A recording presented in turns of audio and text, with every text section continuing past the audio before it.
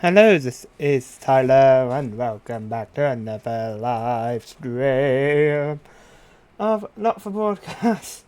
I forgot to change the title, didn't I, when I started? What a naughty boy I am. Again. But I've got it all sorted now. Again. But, yep, how it goes. Not For Broadcast, Timeloop, yada yada yada. Still don't know what to do, but... Still don't know which one it is. I just pick. I got some lager today as well, so... Again. Don't have the time to be sober. Oh, it's nice and cold as well. Let's move this. Even though it was colder today. Because it was colder today, but... Don't know why. But it always is warm in here when I've got this on. Oh, my TV's always warm, but again, and these on. Again, what I've realised, 4K monitors and a 4K TV does really bring off heat. But let's chat and get on with the live stream, not the broadcast. Where is it? There it is. Oh, it's under Steam. Of course it will be. Oh.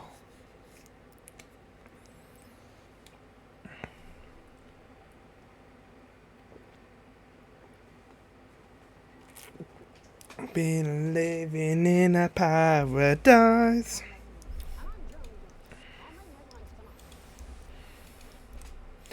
Let's do Timeloop.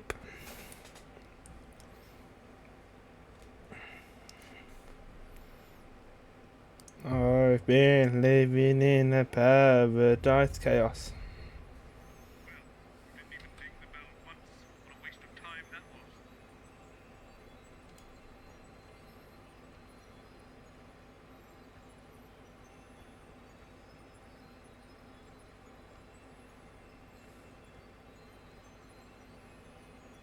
Oh, now it says I've done everything.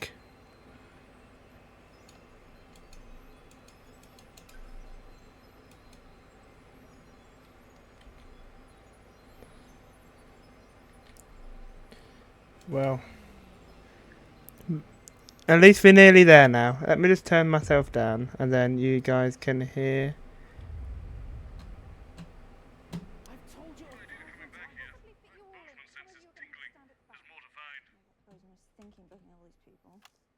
You might as well stay, Chester.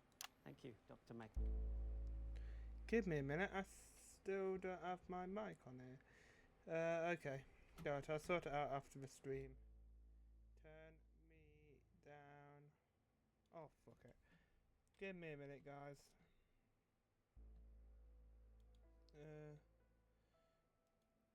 Don't like to do things like this when I'm live, but again, need things to be sorted. Need stuff for my dials, volume adjuster. Or is it? There.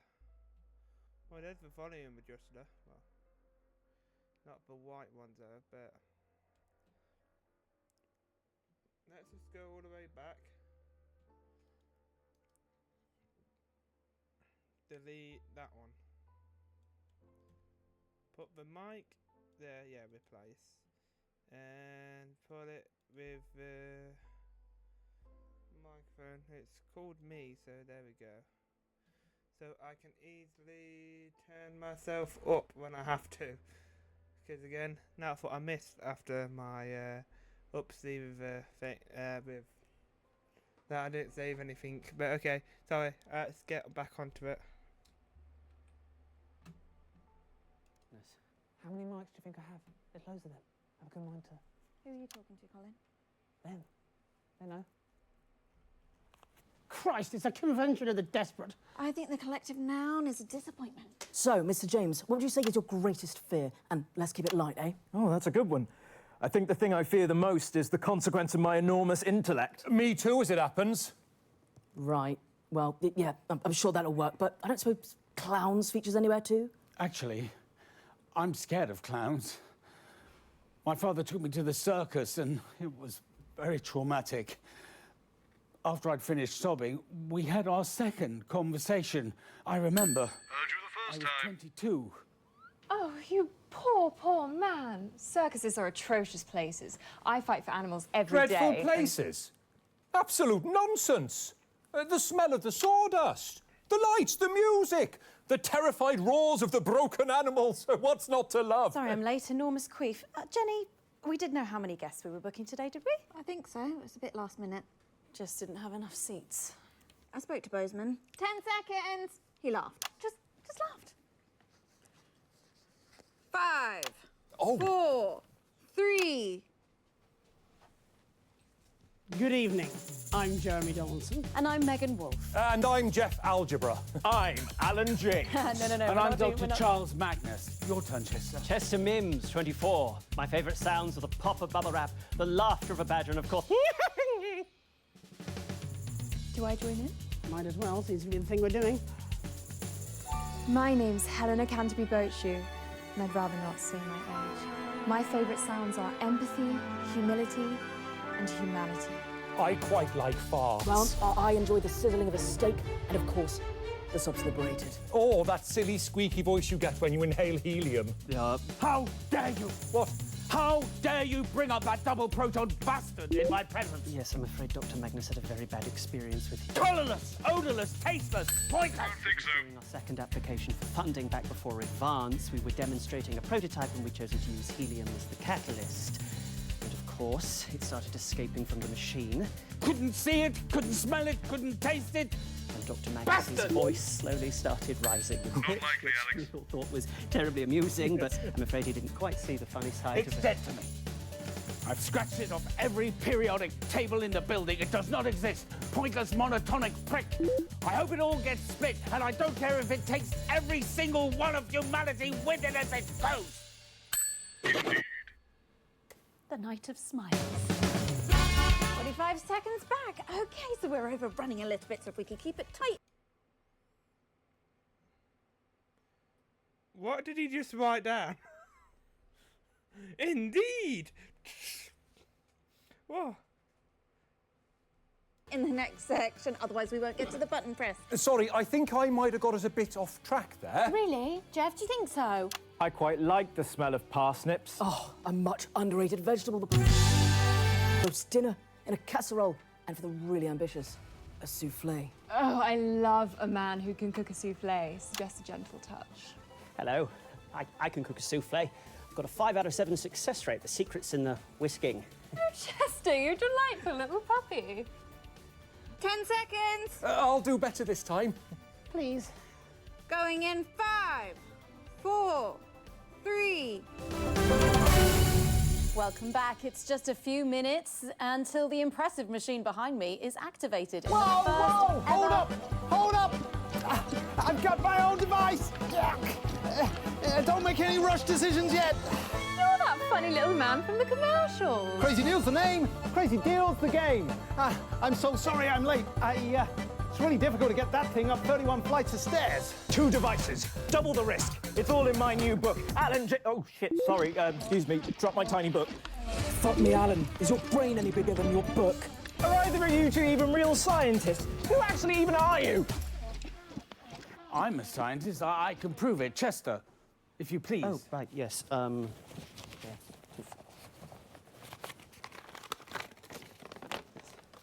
You're an actor. You read it out. Right you are. Charles Magnus, born January 1st. New Year baby. 1930-something, I can't read that without my glasses, at 7:43 p.m. Race, Caucasian. Gender, difficult to discern. Here we are, birthmarks, 2. One on upper left thigh in the shape of an accordion, and the second on the right buttock in the shape of a smaller right, buttock. You can stop now. Oh, we're doing birthmarks, are we? Well, Crazy Neil's got a whole bunch of them. Feast your eyes on this. Save me! Thank you, Mr. Neil. That's no need for that. My hero. Dr. Magnus, tell us how your machine works, please. Well, you see, I'd love to tell you, but, you know, there's a whole bunch of tricks. if you want. No! Right you are. Well, it's all about vibration, really. It's the melody of humanity. Oh, you're a poet, darling. The ladies must adore you. Not really. Yes, I've been logging Dr. Magnus's romantic engagements for years. For science, obviously. I'm a scientist. And every single one of them, without a doubt, has been an unmitigated disaster. And there were 22 other failed attempts even before he started logging them. Oh, gosh, yes. Do we count them? I do. But none of them even showed up. Got it! Well, one thing.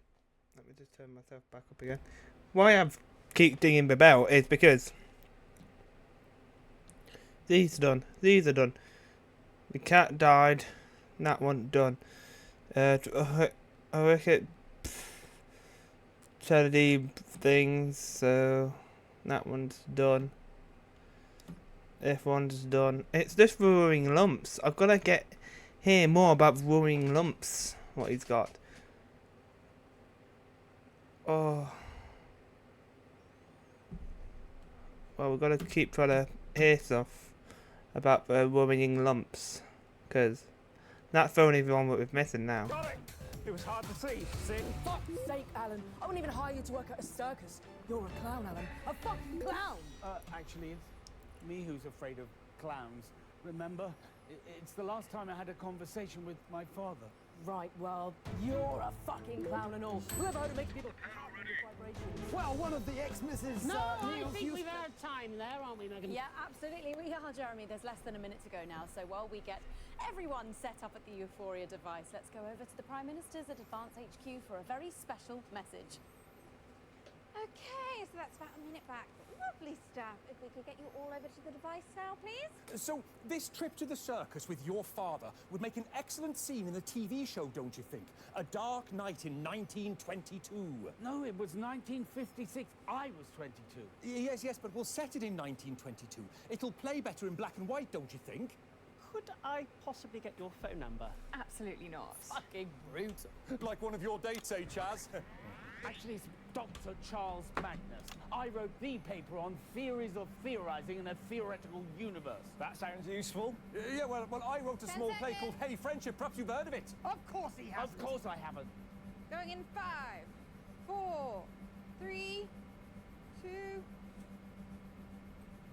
Fantastic. The Prime Minister's there, and of course, without the assets and wealth funding you received. From the corrupted. Come on, let's get on with it and press the fucking button already. Should we all do it together? What a wonderful idea.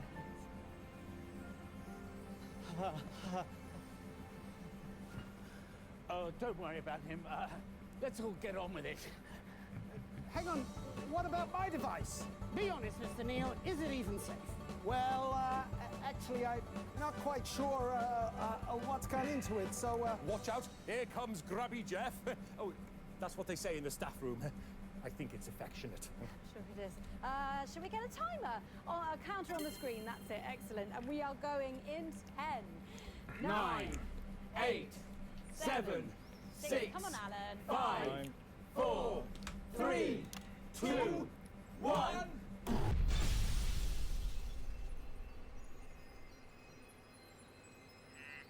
We still need something, but my intuition tells me we could get it in any of them.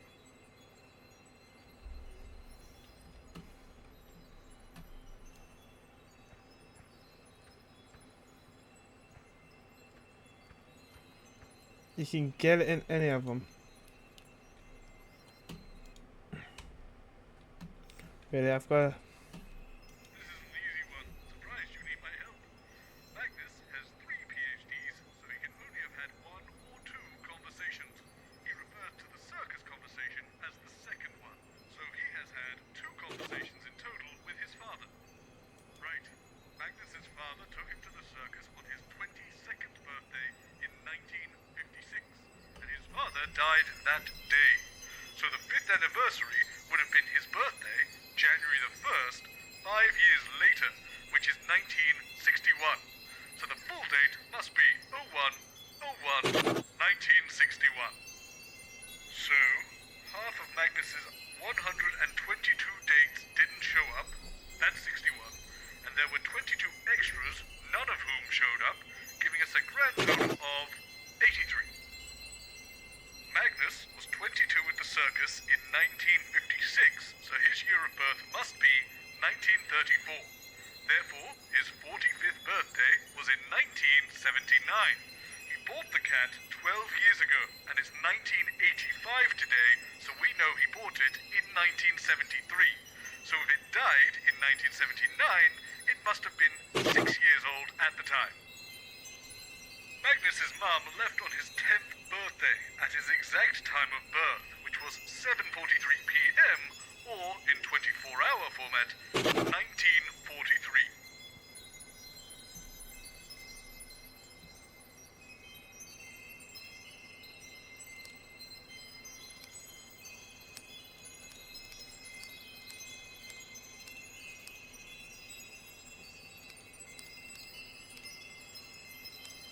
$19.43. How many chats? Don't know. 2. Keep pressing the wrong one. And then the truth. 01. Okay.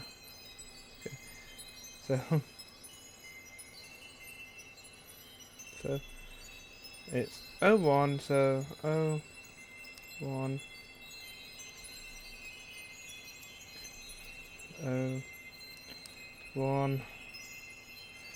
119.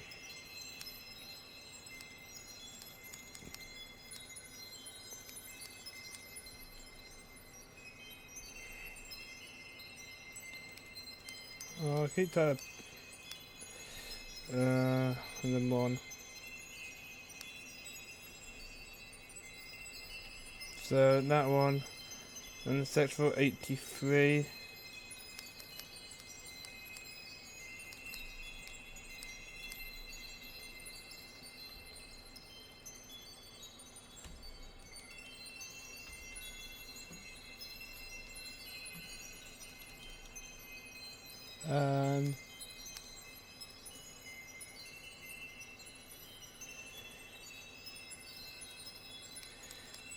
That's just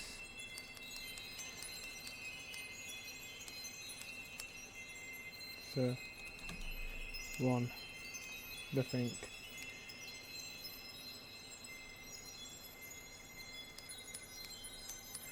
Okay, so what we need to do? Oh no, I've got the age of the when the cat died. 6.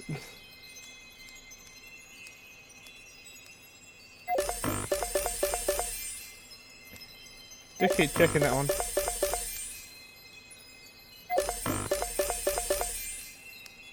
4. Okay, I'll do 6. 7. Let's do a bit of cheating here. It works. So, did 1. Did I do 2? Oh, if I didn't.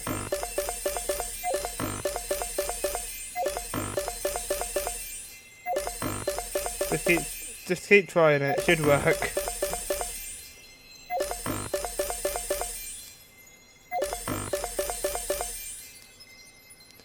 Okay. 10 no. Okay. But it must be triple numbers though. Because could be either of them. But either of them could be anything, but sorry, got that too loud when I'm talking, sorry. God. I do it a lot, don't I? 19? 19 we're in? No? Okay, 2 now. Well, 20. 21. 22. 23. 24. 25. 26. 27. 28.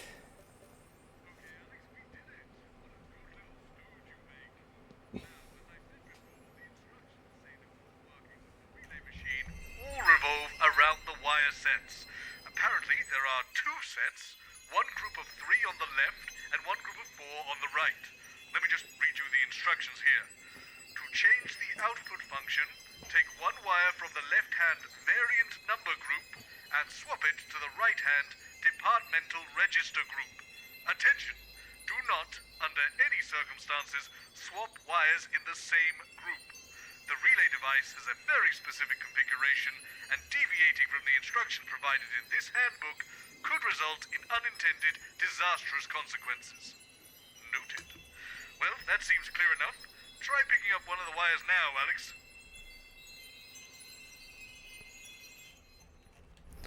We did it by cheating! Yay!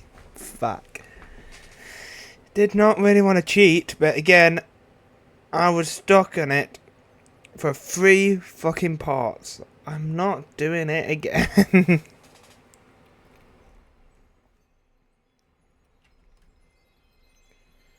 What bits are we going to move? Let's do 1, 2, 3. Now connect that wire to a different wire in the other group. Not to worry, that's perfectly normal, it says here. Apparently, once 2 wires have been swapped and the input is set, the glass panel will slide shut to prevent unintended exponential cascade failures. Sounds like it's probably a wise safety measure. I guess hit the big button and see if we fixed it. I just realised I did it wrong again, didn't I? That's for that same thing. Oh yeah, I'm going to go from 1 to 3. And I decide to click 3 first.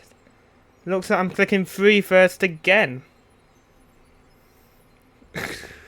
God, that don't really make sense, do I? But let's turn the audio up. And you won't be able to hear me because, again, there's more new things happening. So I'll probably see you in near to the next loop.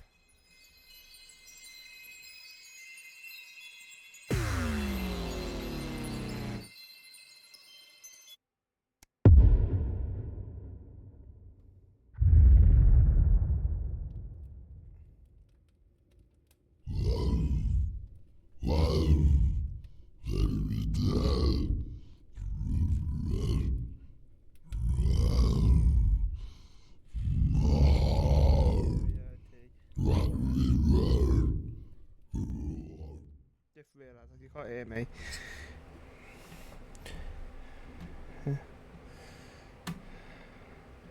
Wait, we need one. Who's her? Okay. She. We need her. Get title. First name. Surname. And the department she works in. Where are we? Where this? Unto me to your prayer, if you worthy, I shall respond. No one has turned up, followed by the number of blessings the entity has bestowed under my left arm. The date my predestined match was sacrificed by my best friend, the age my pet Gwoglaw was when I was forced to eat him, the number of times I've communed with the darkness, and the exact position of the celestial bodies when I first felt its dark touch. I honestly don't see why that's so hard for you to remember. If you could just sit here, please, High Priest Magnus. The host will be with you shortly. Not you. Dr. Magnus, I don't like the way it's been looking at me lately. Isn't it possible for me to sit here? No, definitely not. Honestly, you think too highly of yourself, Chester. You're not chosen. You'll be fine. Now, go and wait over there. Yes, Dr. Magnus.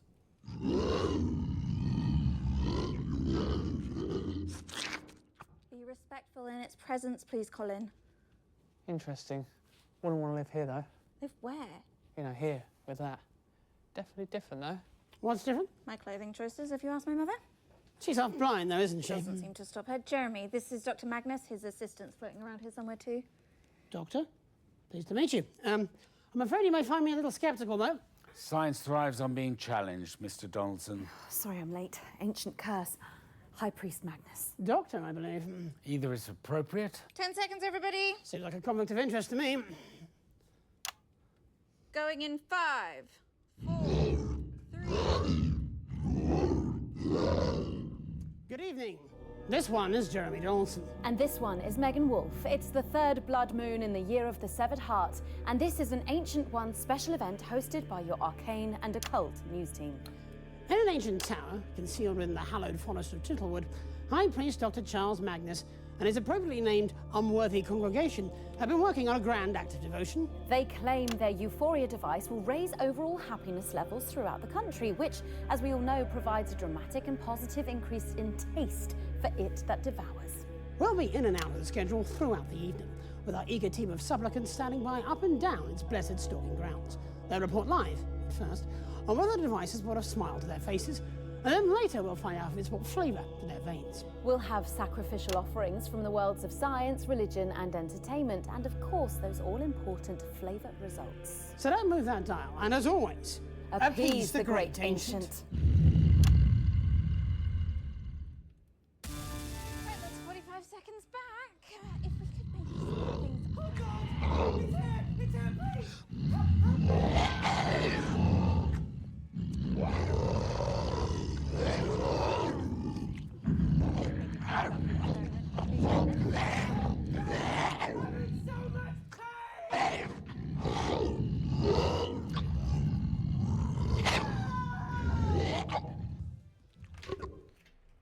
Bothman once more. My knob fell off. 10 seconds, everybody. How do I put it on? 5.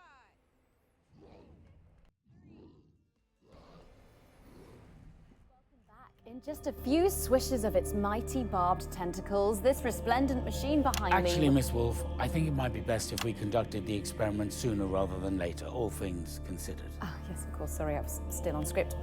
Maybe just a couple of quick introductory chats, though, to set the scene. You are Doctor and High Priest Charles Magnus. Yes, I suppose so. Please explain to our undeserving audience, how will this device please his great and terrible malevolence? Well, as we all know, we are but food for the great ancient. It that devours the undying one with horrors, darkness incarnate. However, a few years ago, through a series of carefully conducted rituals, we gleaned that it has always found displeasure in our taste. It's a bit off, apparently. Well, according to our expert divinations, the beast is not content with our flavor. It's because of the soul-crushing fear we experience as it approaches at impossible angles from a darkening sky. Makes us taste a bit tart. Even the sacrifices? Yes. Our research suggests they can be quite scary too, for those on the receiving end. I have noticed they often make a lot of a fuss. I just assumed it was the ecstasy of being among the chosen. It's a very difficult situation for the Undying One. After all, as we all know from the texts, its mere presence shall cause the blood to chill, and its touch brings forth the cold revulsion of disease and decay. I can see how it might be hard to maintain a smile under those circumstances. And it does like to play with its food, rather. An arm here, a leg there. As divine privileges go, it can be a bit traumatic. I see. So, it wants us to go to our deaths happy and with a smile, does it? Ignore that pesky survival instinct of ours. Oh, those pesky humans. Well, that seems entirely reasonable to me. How do we accomplish it? Well, once I activate the Euphoria device, we will all be able to remain joyful and at peace, even as we watch our families devoured before meeting our own inevitable fate. We can meet our horrifically visceral ends without complaint or fear. In short, we will finally taste lovely. Thus ensuring the unspeakable horror will have a bountiful food supply for millennia to come, which I think we can all agree is the ultimate goal. You'll get no argument from me. Well then, without any further ado at all whatsoever, let's do this thing. Good idea.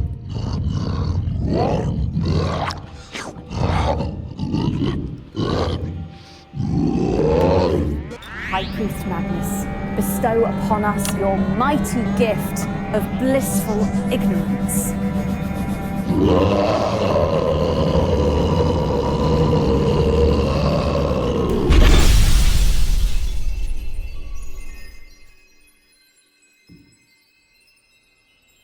Brixton. Brixton. Brixton. Brixton.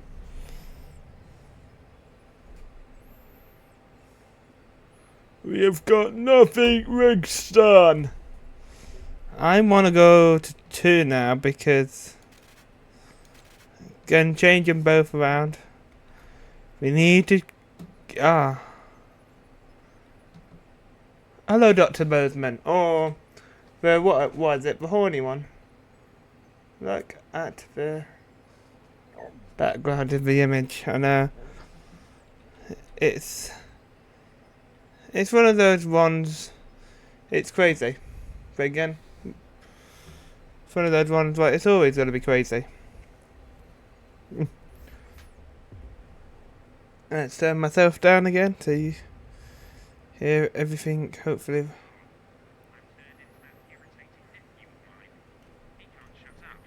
Always has to comment and everything.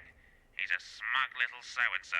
Or, more accurately, I'm currently a smug little so-and-so. Got a plan of attack? I'm going to start on the variants and move on to the consumer stuff once he's on the ropes. Not 2 on the ropes. We still have to have the button pressed, Adrian. Not if he chooses not to. The only one who can stop the experiment is Magnus. Very interesting. And what will we fill the rest of the schedule with tonight? That's Kenneth's problem. Shit. He'll think of something. He's nothing if not creative. Yes, I am. Creativity away from my employment contract, if that's okay. When you hire Adrian Atkinson Blimey, you know what you're getting. It's a popular science piece. And what you're getting is a skilled dissection. Adrian, this is not incisors. Certainly looks like incisors. I mean, this is the incisors studio, isn't it? And oh yes, this is definitely my background. Look, it's got incisors written on it. Oh, and there's my face. You are dreadful at sarcasm. But excellent at journalism. 10 seconds, everybody. You can bark, but you can't bite. Keep it smart, everyone. In 5, 4, 3. Good evening. Tonight on Channel 1, we'll be dedicating most of the schedule to an innovative experiment. Dr. Charles Magnus and his sagacious collective claim their Euphoria device, this contraption you see right here, will make all of us more convivial, including you. Is that credible? No. Or even ethical? No. Tonight, with the help of you, our discerning viewers, we are all going to find out. I'm Adrian Atkinson Blimey, your host for an evening of experimental harmonic science. That's about 40 seconds back. Can we get the guests in and mic checked, please? My nan watches this, Joe. Smart woman. 5 degrees, 2 homicides. I know, I interviewed her lawyer, remember? Oh yeah, I forget. You think this is normal? You're a strange man, Colin. You're not the first to say that, Mr. Blimey. Good evening. Nice to meet She said not to talk to him, remember? Who? The scary lady. All ladies are scary to you. 10 seconds. She said that he doesn't like to speak to guests before interviews because it Going puts us in 5, 4, 3. Welcome back. In just a few minutes, this singular machine will be activated, marking the inaugural investigation into emotional resonance. But before we switch it on, let's dig our teeth in. Dr. Charles Magnus, you are the head of the self-styled Happiness Collective and the inventor of this fascinating emitter. Yes, that's correct. Good evening. And this is my assistant. Chester Mims, 24. It says here that your favourite numbers are 5 minus 800 and the square root of -1. Yes, that's right. If I understand it correctly, gentlemen, and I should imagine that I do, your device's frequency should raise the vibrational state of all conscious life until we attain a frequency that your experiments have demonstrated represents happiness. Yes, that's right. That's the theorized outcome. But of course, it's not just felicitousness, is it? No. Other frequencies could also be targeted by the same technology. Well, yes, theoretically, but why would you want to do that? Maybe that's a question for someone else?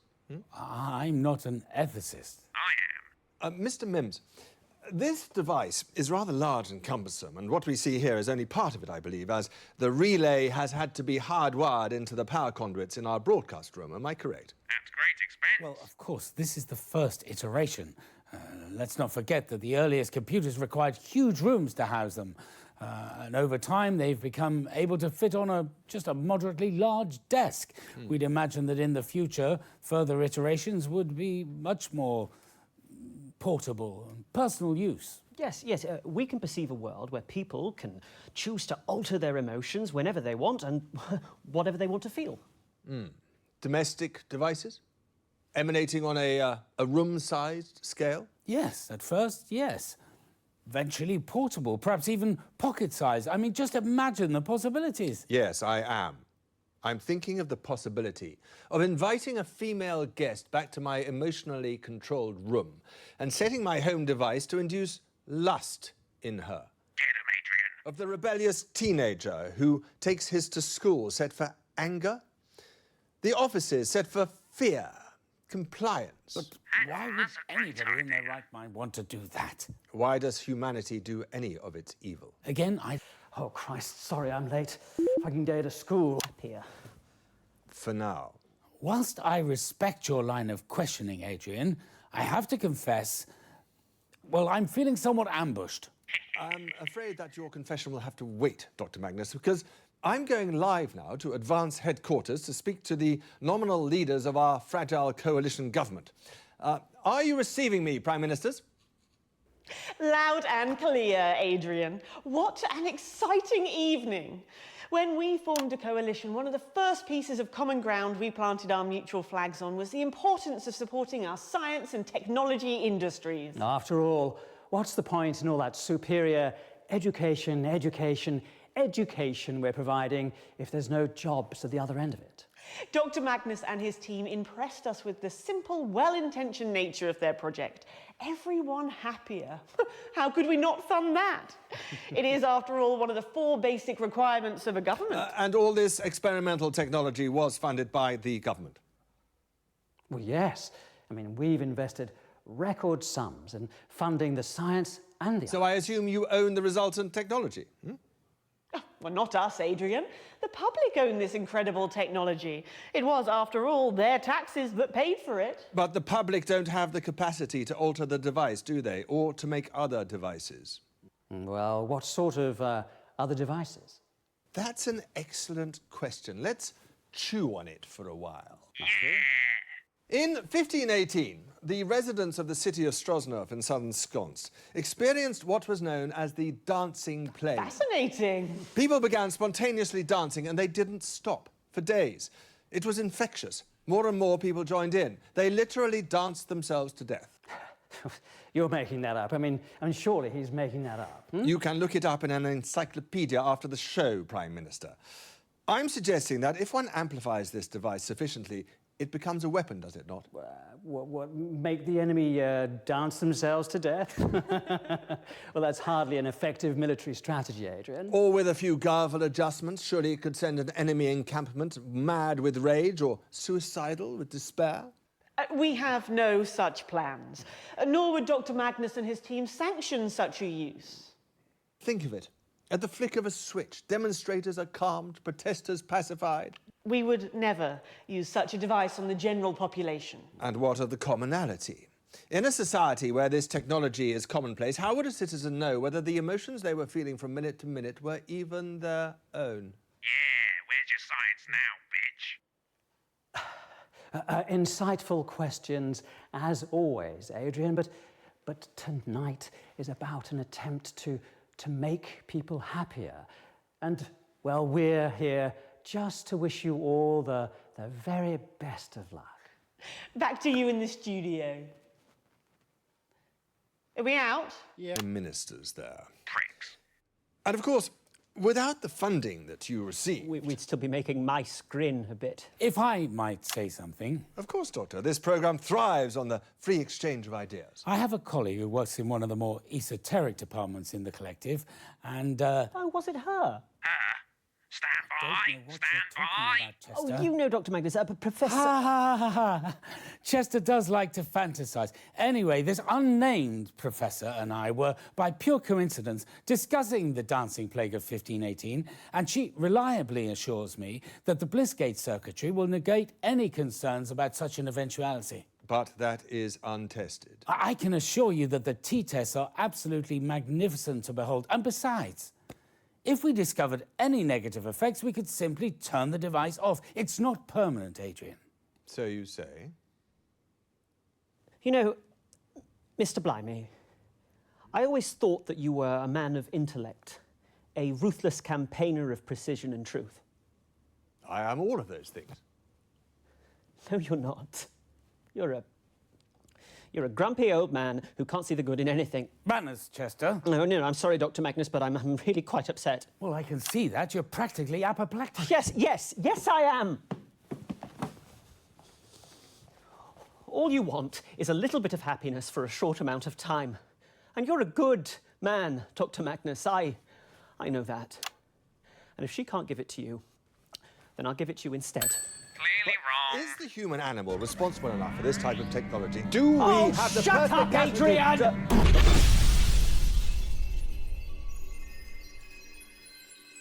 I definitely heard it that time. You must have missed it. Or pretended to. You are sweet on me after all, aren't you, darling?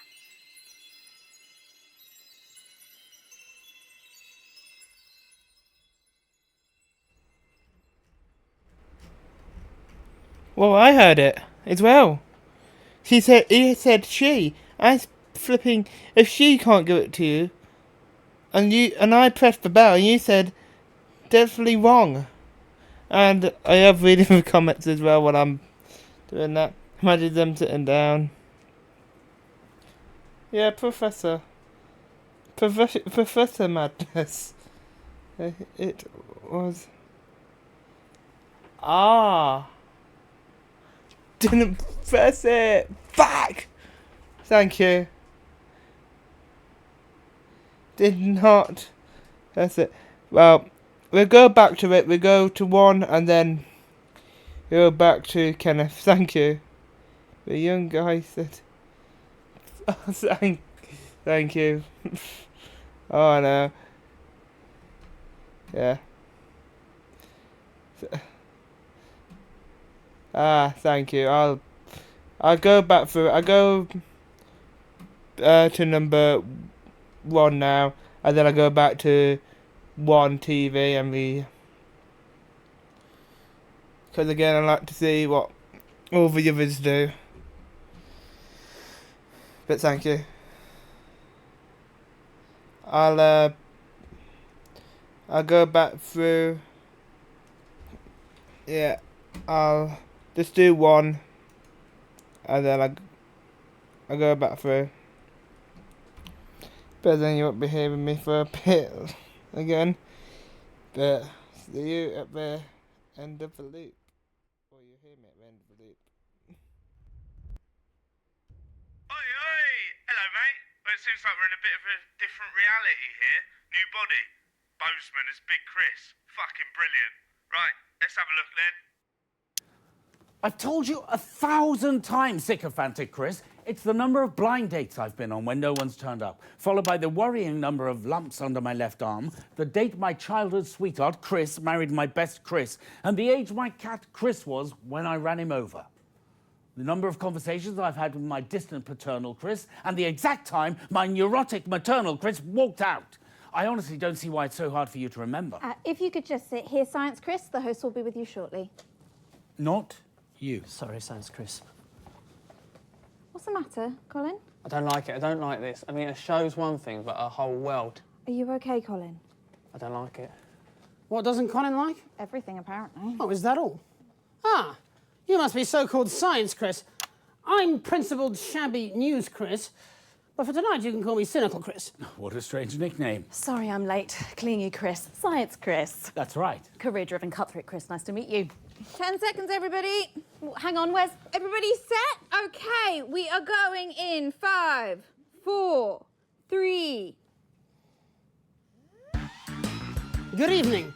I'm outdated, ill-tempered news Chris. And I'm charismatic sellout Chris. It's the 13th of March 1985 and this is a Channel Chris special event hosted by your national nightly Chris team. In a laboratory nestled in the sleepy hills of Chryslerberry, Science Chris and his optimistically named Happiness Chris-lective have been working on a secret project. They claim their Chrisphoria device will raise overall happiness levels throughout the country. Tonight, live on Channel Chris, we'll be putting that claim to the test. We'll be in and out the schedule throughout the evening, with our team of roving Chris's standing by up and down the country to report live on whether the device has brought a smile to your faces. We'll have Chris's from the world of science, politics and entertainment, and of course those all-important results. So don't move that dial, stick with Channel Chris all evening as we bring you The Night of Smiles.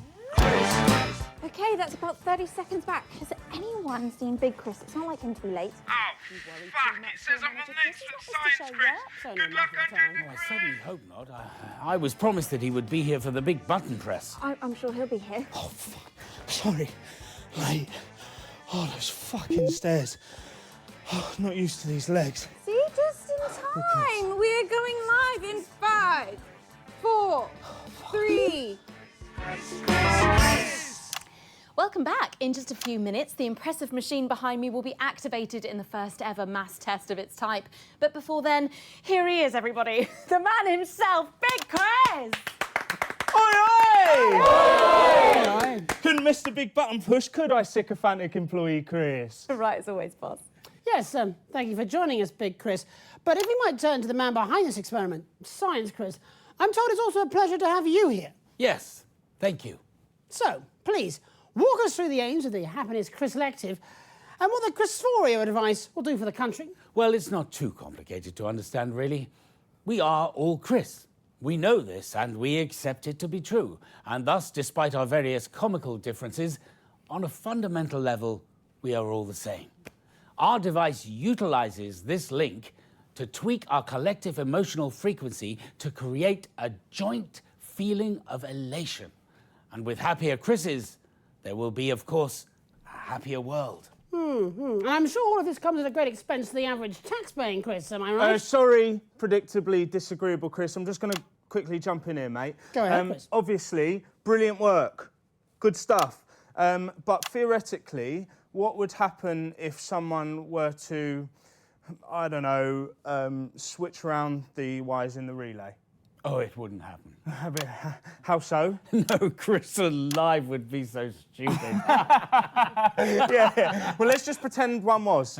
Well, if the safety regulations weren't adhered to and this hypothetical catastrophically moronic Chris would... Yeah, all right. Well, let's just call him benevolent, but ultimately misguided Chris. Well, if someone messed with the machine without grasping the fundamental science behind it, any number of disasters might occur.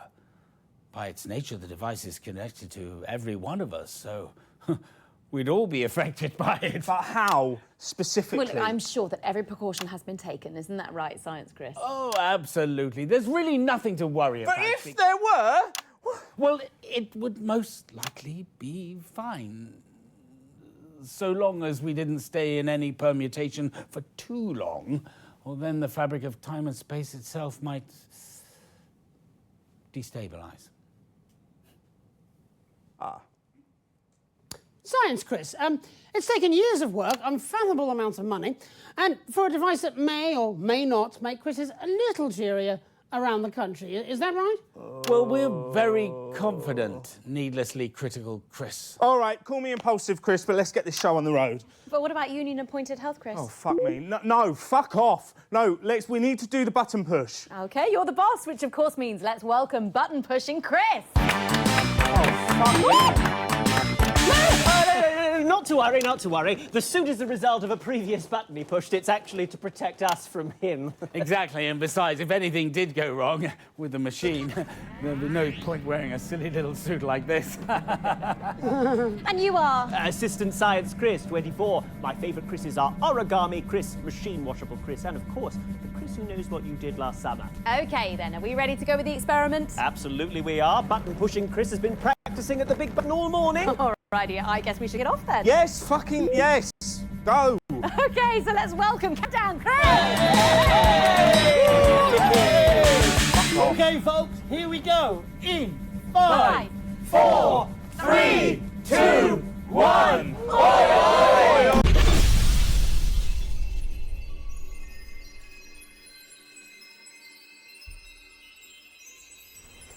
Oi, oi! My God. Let me just sit myself back up again and get. So let's get the. So I did bottom or did I do top? I don't know how I did this one.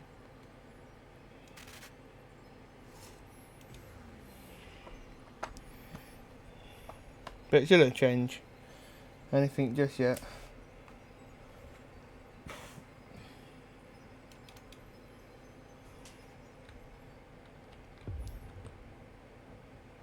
It just glitched. Well done, Alex. You brought us back to the most educated universe, and we've got work to do here. 2 on the ropes. We still have to have the button pressed, Adrian. Not if he chooses not to. The only one who can stop the experiment is Magnus. It's still a free country. And what will we fill the rest of the schedule with tonight? That's Kenneth's problem. He'll think of something. He's nothing if not creative. Well, I'd like to keep his creativity away from my employment contract, if that's okay. When you hire Adrian Atkinson Blimey, you know what you're getting. It's a popular science piece. And what you're getting is a skilled dissection. Adrian, this is not incisors. Certainly looks like incisors. I mean, this is the incisors studio, isn't it? And, oh, yes, this is definitely my background. Look, it's got incisors written on it. Oh, and there's my face. You are dreadful at sarcasm. But excellent at journalism. 10 seconds, everybody. You can bark, but you can't bite. Keep it smart, everyone. In 5, 4, 3. Good evening. Tonight on Channel 1, we'll be dedicating most of the schedule to an innovative experiment. Dr. Charles Magnus and his sagacious collective claim their Euphoria device, this contraption you see right here, will make all of us more convivial, including you. Is that credible? Boring. Even ethical? Tonight, with the help of you, our discerning viewers, we are all going to find out. I'm Adrian Atkinson Blimey, your host for an evening of experimental harmonic science. That's about 40 seconds back. Can we get the guests in and mic checked, please? My nan watches this, Joe. Smart woman. 5 degrees, 2 homicides. I know, I interviewed her lawyer, remember? Oh, yeah, I forget. You think this is normal? You're a strange man, Colin. You're not the first to say that, Mr. Blimey.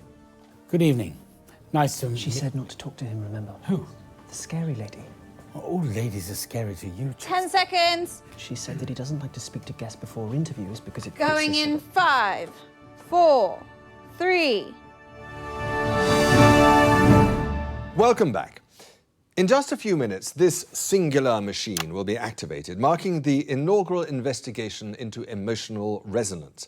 But before we switch it on, let's dig our teeth in. Dr. Charles Magnus, you are the head of the self-styled Happiness Collective and the inventor of this fascinating emitter. Yes, that's correct. Good evening. And this is my assistant. Chester Mims, 24. It says here that your favourite numbers are 5 minus 800 and the square root of -1. Yes, that's right. If I understand it correctly, gentlemen, and I should imagine that I do, your device's frequency should raise the vibrational state of all conscious life until we attain a frequency that your experiments, have demonstrated represents happiness. Yes, that's right. That's the theorized outcome. But of course, it's not just felicitousness, is it? Other frequencies could also be targeted by the same technology. Well, yes, theoretically, but why would you want to do that? Maybe that's a question for someone else? I'm not an ethicist. Heard it the first time. Mr. Mims, this device is rather large and cumbersome, and what we see here is only part of it, I believe, as the relay has had to be hardwired into the power conduits in our broadcast room. Am I correct? Well, of course, this is the first iteration. Let's not forget that the earliest computers required huge rooms to house them. And over time, they've become able to fit on just a moderately large desk. We'd imagine that in the future, further iterations would be much more portable and personal use. Yes, we can perceive a world where people can choose to alter their emotions whenever they want and whatever they want to feel. Domestic devices? Emanating on a room-sized scale? Yes, at first, yes. Eventually portable, perhaps even pocket-sized. I mean, just imagine the possibilities. Yes, I am. I'm thinking of the possibility of inviting a female guest back to my emotionally controlled room and setting my home device to induce lust in her. Of the rebellious teenager who takes his to school set for anger. The offices set for fear, compliance. But why would anybody in their right mind want to do that? Why does humanity do any of its evil? Again, Oh, Christ, sorry, I'm... This is it. God, crippling deja vu. For now. Whilst I respect your line of questioning, Don't be Adrian, stupid. I have to confess, well, I'm feeling somewhat ambushed. I'm afraid that your confession will have to wait, Dr. Magnus, because I'm going live now to Advance Headquarters to speak to the nominal leaders of our fragile coalition government. Are you receiving me, Prime Ministers? Loud and clear, Adrian. What an exciting evening. When we formed a coalition, one of the first pieces of common ground we planted our mutual flags on was the importance of supporting our science and technology industries. After all, what's the point in all that superior education we're providing if there's no jobs at the other end of it? Dr. Magnus and his team impressed us with the simple, well-intentioned nature of their project. Everyone happier. How could we not fund that? It is, after all, one of the 4 basic requirements of a government. And all this experimental technology was funded by the government? Well, yes. I mean, we've invested record sums in funding the science and the... So I assume you own the resultant technology? Well, not us, Adrian. The public own this incredible technology. It was, after all, their taxes that paid for it. But the public don't have the capacity to alter the device, do they? Or to make other devices?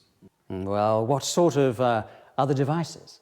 That's an excellent question. Let's chew on it for a while. Yes, hurry it up. In 1518, the residents of the city of Stroznerf in southern Sconce experienced what was known as the dancing plague. Fascinating. People began spontaneously dancing and they didn't stop for days. It was infectious. More and more people joined in. They literally danced themselves to death. You're making that up. I mean, surely he's making that up. You can look it up in an encyclopedia after the show, Prime Minister. I'm suggesting that if one amplifies this device sufficiently, it becomes a weapon, does it not? What make the enemy dance themselves to death? Well, that's hardly an effective military strategy, Adrian. Or with a few garble adjustments, surely it could send an enemy encampment mad with rage or suicidal with despair? We have no such plans, nor would Dr. Magnus and his team sanction such a use. Think of it. At the flick of a switch, demonstrators are calmed, protesters pacified. We would never use such a device on the general population. And what of the commonality? In a society where this technology is commonplace, how would a citizen know whether the emotions they were feeling from minute to minute were even their own? Insightful questions, as always, Adrian, but tonight is about an attempt to make people happier. And, well, we're here just to wish you all the very best of luck. Back to you in the studio. The Prime Minister's there. Seen it. And of course, without the funding that you receive... We'd still be making mice grin a bit. If I might say something. Of course, Doctor. This programme thrives on the free exchange of ideas. I have a colleague who works in one of the more esoteric departments in the collective, and... Oh, was it her? Here it comes. Don't miss it this time. What you're talking about, Chester. Oh, you know, Dr. Magnus, Professor... Ha, ha, ha, ha. Yes, Chester does like to fantasize. Anyway, this unnamed professor and I were, by pure coincidence, discussing the dancing plague of 1518, and she reliably assures me... Thank you for telling me. Thanks. But that is untested. I can assure you that the t-tests are absolutely magnificent to behold. And besides, if we discovered any negative effects, we could simply turn the device off. It's not permanent, Adrian. So you say? You know, Mr. Blimey, I always thought that you were a man of intellect, a ruthless campaigner of precision and truth. I am all of those things. No, you're not. You're a grumpy old man who can't see the good in anything. Manners, Chester. No, I'm sorry, Dr. Magnus, but I'm really quite upset. Well, I can see that. You're practically apoplectic. Yes, I am. All you want is a little bit of happiness for a short amount of time. And you're a good man, Dr. Magnus. I know that. And if she can't give it to you, then I'll give it to you instead. But is the human animal responsible enough for this type of technology? Do we have the shut perfect up, Adrian! Well,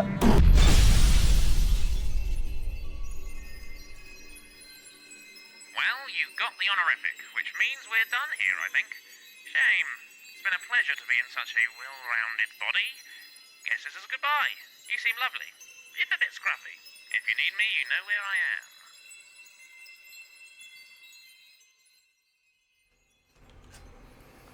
I like when we got Chester. And thanks for your help as well. Chester is a bit more in this universe, got a bit of a mouth. And he's not afraid to say what he wants to say. And I do like Chester. Chester's... I think the characters that I like in Not For Broadcast would be... from the top down would be the first one would be Jeremy Donaldson, Chester Minns the second one, and then Megan Ruth at the bottom. Again, well, it's between Megan Ruth and what's his name? The one who gets drunk all the time. That Prime Minister. Forgot his name, but I don't know how I could forget his name. I'm flipping done with flipping bits of his life. But again, let's carry on. Now let's do one. MS. Let's do the MS one. Don't know what that's gonna do, but let's turn me back down again.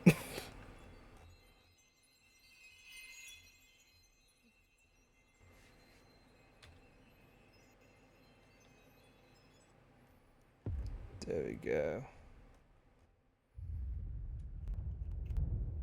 I don't know whether it's something in the air, Winston, but I've got my guitar, and I've got a strong urge to sing. Why, Chester, old bean, I've told you 1,000 times. Please try this time to remember.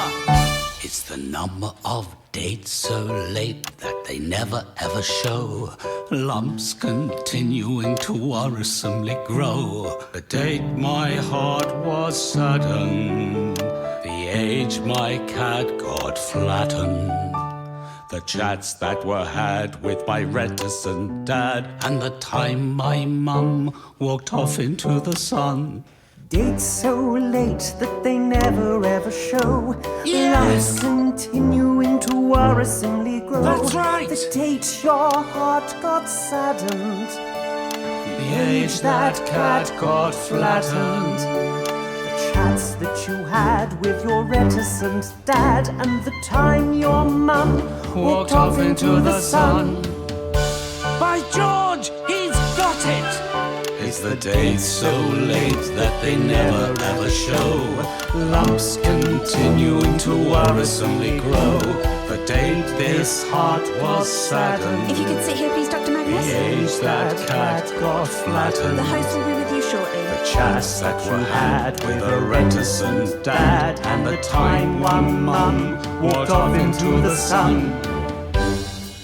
Chester! You can stay! Really? Thank you, Dr. Magnus. Leave that alone, please, Colin. Did I hear singing? What are you talking about? You know, people burying their innermost secrets, putting me in a song, like a musical.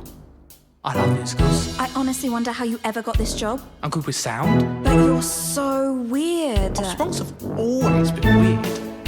In fact, from the very first sprung, there was something very wrong.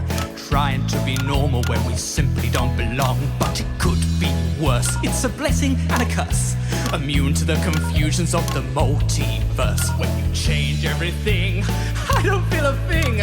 I'm only doing this because I bloody love to sing. See, I could stop at any time. But why would I do that? I love it here. Key change. Sprung number 1 had 15 extra thumbs running down his spine from his neck to his bum. Sprung number 2 never used the loo. Made a small fortune from commemorative poo. Sprung 3 and 4 were wanted by the law. She had a tail and he had a claw. Sprung number 5 loved to be alive. Lived for several centuries by choosing not to die. What's Colin singing about? His family history, apparently. How ghastly. Key change. Jeremy Donaldson, professional cynic. I try to be supportive, but my heart's not really in it. Chester Mims 24, and my 3 greatest flaws are hesitance, anxiety, and fear of the outdoors. Dr. Magnus, you know, he's the star of the show, and he's also pretty terrified, so steady as you go. I think you kind of hijacked my song. Where's Megan? Sorry I'm late. Vocal warm-up. Okay, not long now, let's get set. For number 6 it was worse. He aged in reverse. Got a teacher pregnant while he still attended nursery. 7 and 8, terrible to date. Always turned up naked and their bits would touch your plate. Sprung number 9 had an elongated spine. 22-piece tall with a penis like a washing line. Number 10 was fun. 10 seconds, everyone. I'd love to tell you more, but the show's just begun. Okay, everybody. Thank you, Colin. And a 1, a 2, a 1, 2, 3, 4.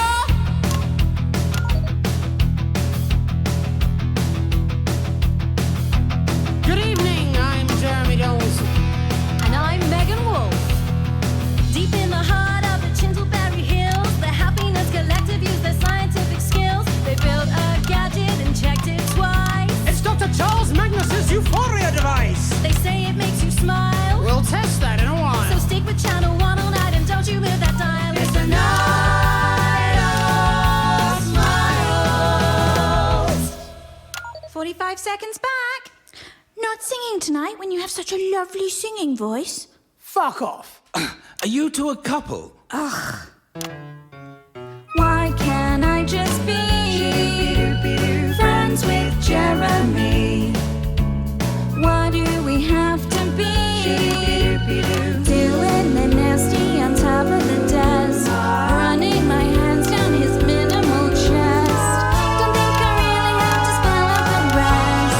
Why can't we just be friends? I think you touched a nerve there. In 1, 2, a 1, 2, 3, 4. Welcome back. Well, in a few minutes' time, we'll be bringing it online. Will it make you merry now or screw up space and time? That's extremely unlikely. You've got a very good team. Let's just let it get to the end. So let's meet our guests and put it to the test. A few little questions first to put our minds at rest. Oh, Dr. Magnus. If we could just ask you a few questions, please.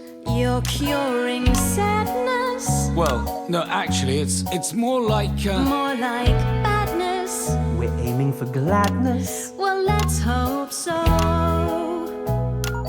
And Dr. Magnus, possessed you to make everyone smile? Isn't this magic? Dr. Magnus has been sad for a while. Why the sadness?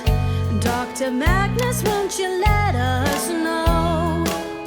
Oh, Dr. Magnus, won't you let us know? All right! Damn you! If you must know the source of my misery. Lights!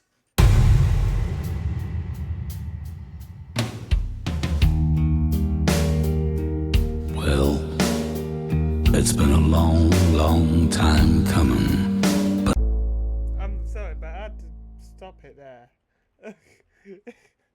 Shocks me how that automatically thing just changed.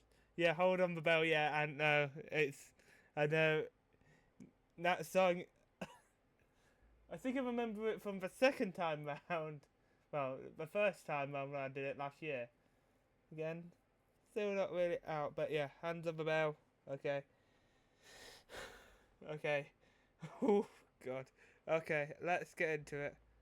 I don't know why I always go to the main screen. Why don't I just press the flipping pad? But okay, okay, turn myself back down again and into it, and that's where the bell is, and I just press escape. Hopefully that works. But I guess I should explain a little bit of how I feel inside. Things are kept buried deep, bottled up like a wild cat waiting to escape. It's all the same. It's all the same every day, every night. Each lonely footprint, each tiny slide.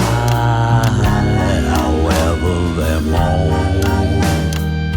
but they're wearing me down,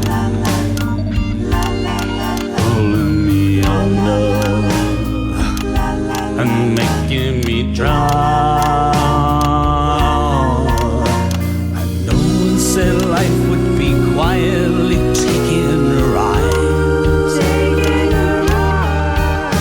but it sure would be easier if she was standing beside.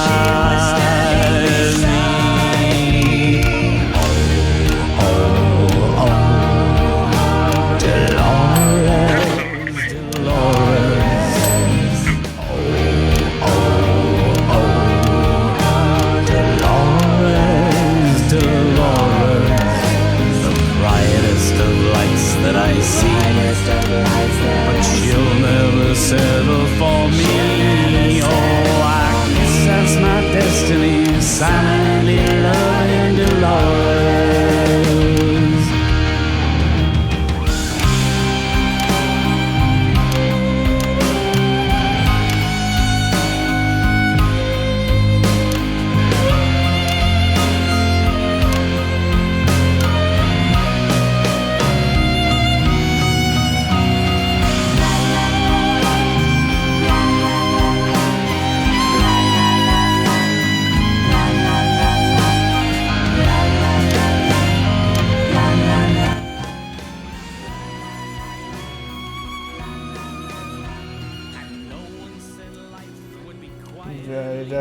In a ride, in a ride.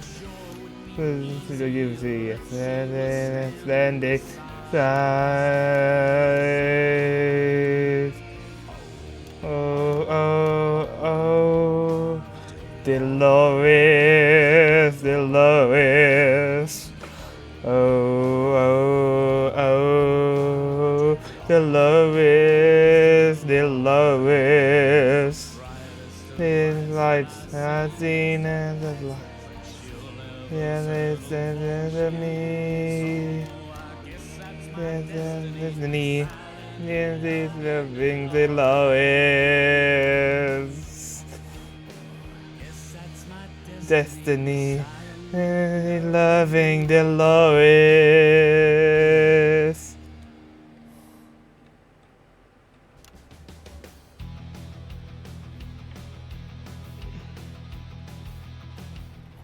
Well, now I got a little something for you.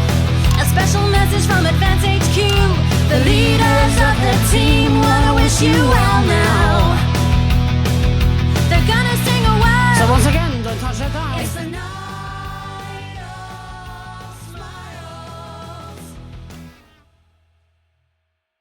Once or twice in every country's life, the people build a great device. Better mental health from your assets and your wealth. Joy within yourself. So no more days of tears. No more miserable years. Inner peace. Restful sleep. Let happiness grow and grow. Now back to the studio.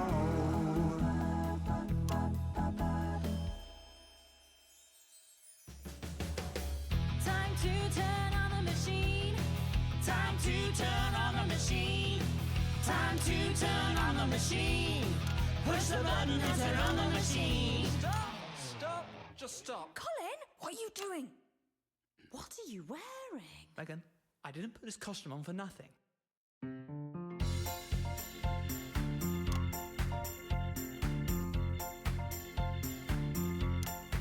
Don't push that button. Don't press that thing. You stop the music. Stop everything. The loop goes round. The loop goes round. Don't push that button. No. You change the date. You change the time. You change the show. The loop goes round. The loop goes round. The loop goes round. The loop goes round. Well, little Bobby Bolster and Alex Winston too. They're up there swapping wires around cause they don't know what to do. The loop goes round. Oh, the loop goes round. Yes, it does. But I'm begging you on my knees. Do it, chase it, please. The loop goes round. Well, oftentimes I'm lonely. It's hard to be a strong, but I think I found a universe where I finally belong. The loop goes round. Yes, the loop goes round. Yes, it does. This world ends where one begins, so don't you do it. Just the minutes of the loop goes round. Don't push that button. Don't press that thing. Y'all stop the music. Stop everything. The loop goes round. The loop goes round. Don't push that button. No. You change the date. You change the time. You change the show. The loop goes round. The loop goes round. The loop goes round. The loop goes round.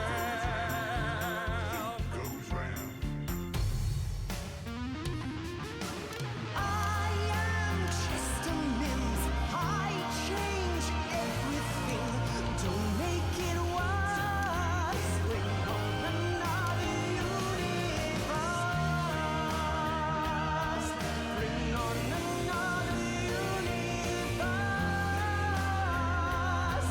Bring on another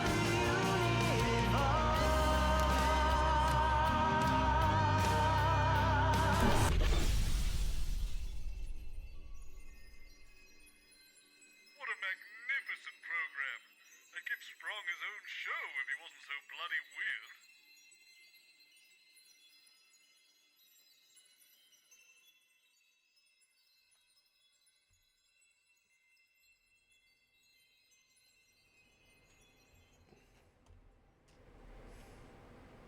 Okay. My knob keeps falling off and I'm not happy with it. So, but yeah. Now we gotta change it around to there. But there we go. So Don't push that button. No, no, no. Because the loop will just go round. My God. That was a brilliant one. Now you realise things were right down. Well, it's already there. It's already been put on there. Yeah. The multiverse. Oh, I love that one. Let's do 2 now. Was it 1? You gotta do 2 now. Yeah, 2.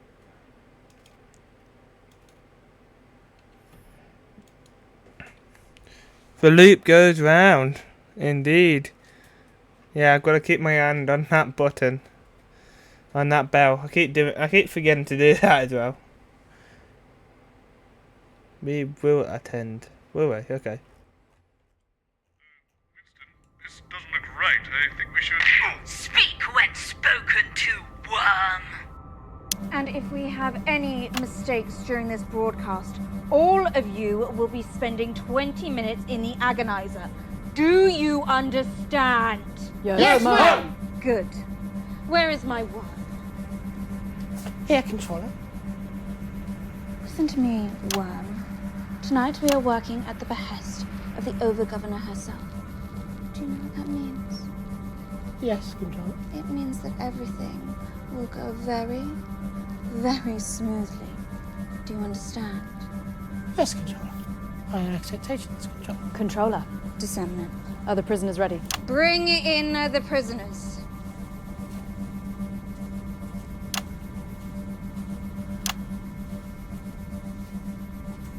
I'm Disseminant Wolf. I speak for the Over-Governors. You will answer my questions clearly and concisely. Is that clear? I refuse. I won't take Do you want to spend an hour in the agonizer? Or perhaps we should put your friend here in for a week. Please don't do that. Leave him alone. He has nothing to do with my protestations. It's no use trying to reason with them. Quiet! Worm, fetch us coffee. So, Prisoner Magnus, what's it to be? Will you be participating in the broadcast? You leave me no choice. An accurate assessment. What the actual fuck's going on this time? You there. Jenny, you look like my Uncle Frank. You will refer to me as controller. Righty-ho, amazing. Where is your uniform? This is what I usually wear. Insubordination. Why is Megan dressed like a dominatrix? You will not address the disseminant by name. Again, amazing. Do you want to go into the agonizer? Nah, I think I'll just go and grab a muffin.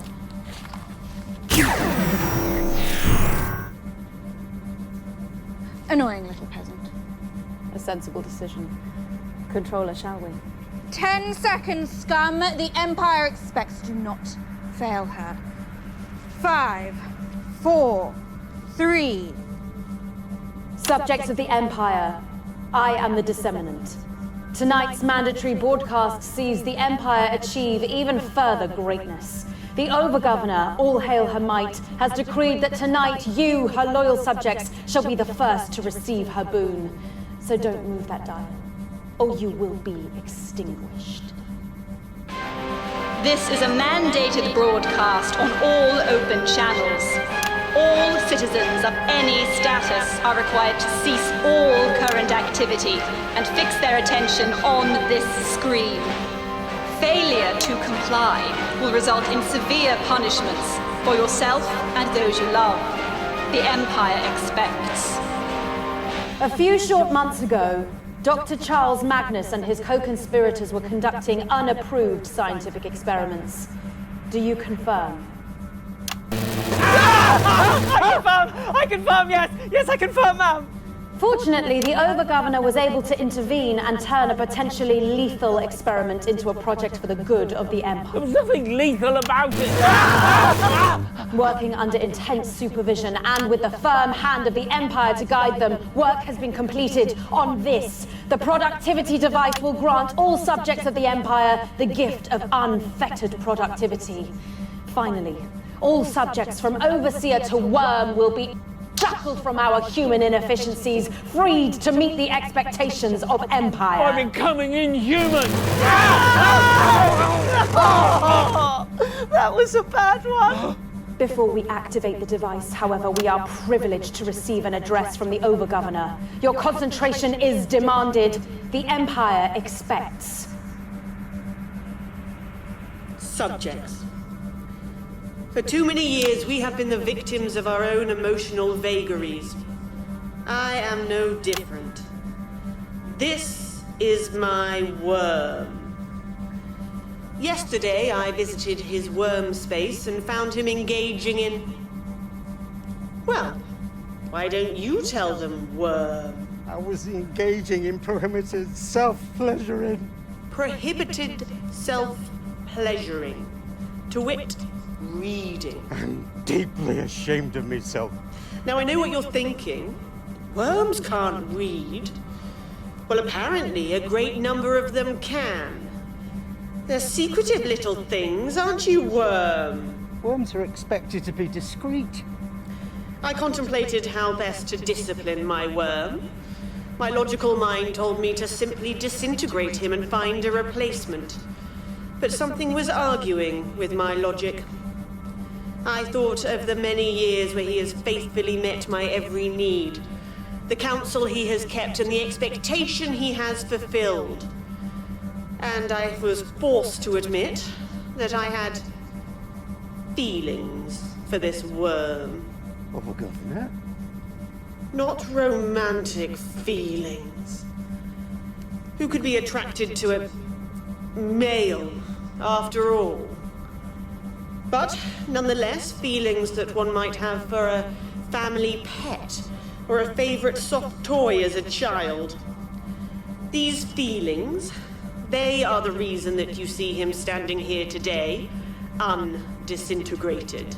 Thank you, Overgovernor. It won't happen again. No, it won't.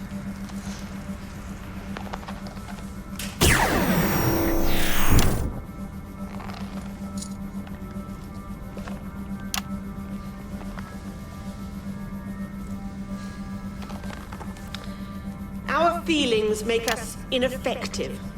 They make us unwise. We cannot ever put our own needs ahead of those of the Empire. And after tonight, we will not have to. Attend the following broadcast with concentration, subjects. The Empire expects. I now return you to the disseminant. In just a few short minutes, we cast off the shackles of emotion. Wait! Control the worm! Please, listen to me. We need our emotions. Without them, I we're would not... think very carefully before finishing that sentence for him.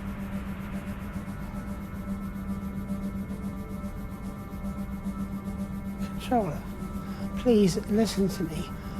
For all the years we've spent together, this device, it can't be switched on. He's right.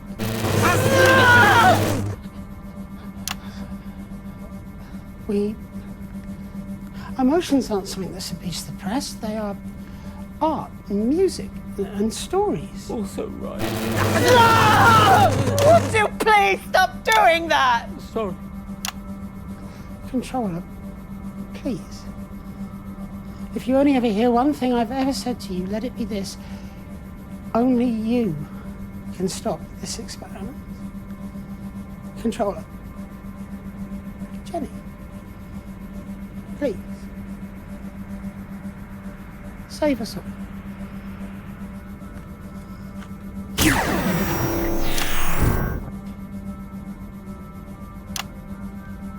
I hate that name. Proceed. Yes, Controller. Rejoice, subjects! The Empire expects, but she also rewards. You destroy our humanity. You can't do...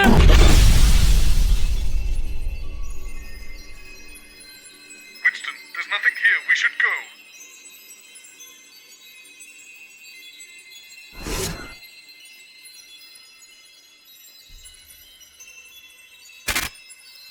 Let's try number 3. 3. Let's try number 3. My God, that one was crazy. Be sure this before everything were everywhere. Oh.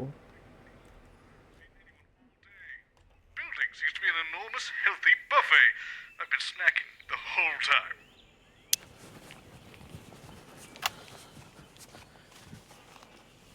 I've told you 1,000 times, Cherry. It's the total number of fruit minus the total number of vegetables multiplied by their combined ability to keep medical professionals away. I honestly don't see why that's so hard for you to remember. If you could just wait here, please, Dr. Mandarin. The host will be with you shortly. Not him. I'm sorry, Dr. Mandarin. Wait, no, please, no!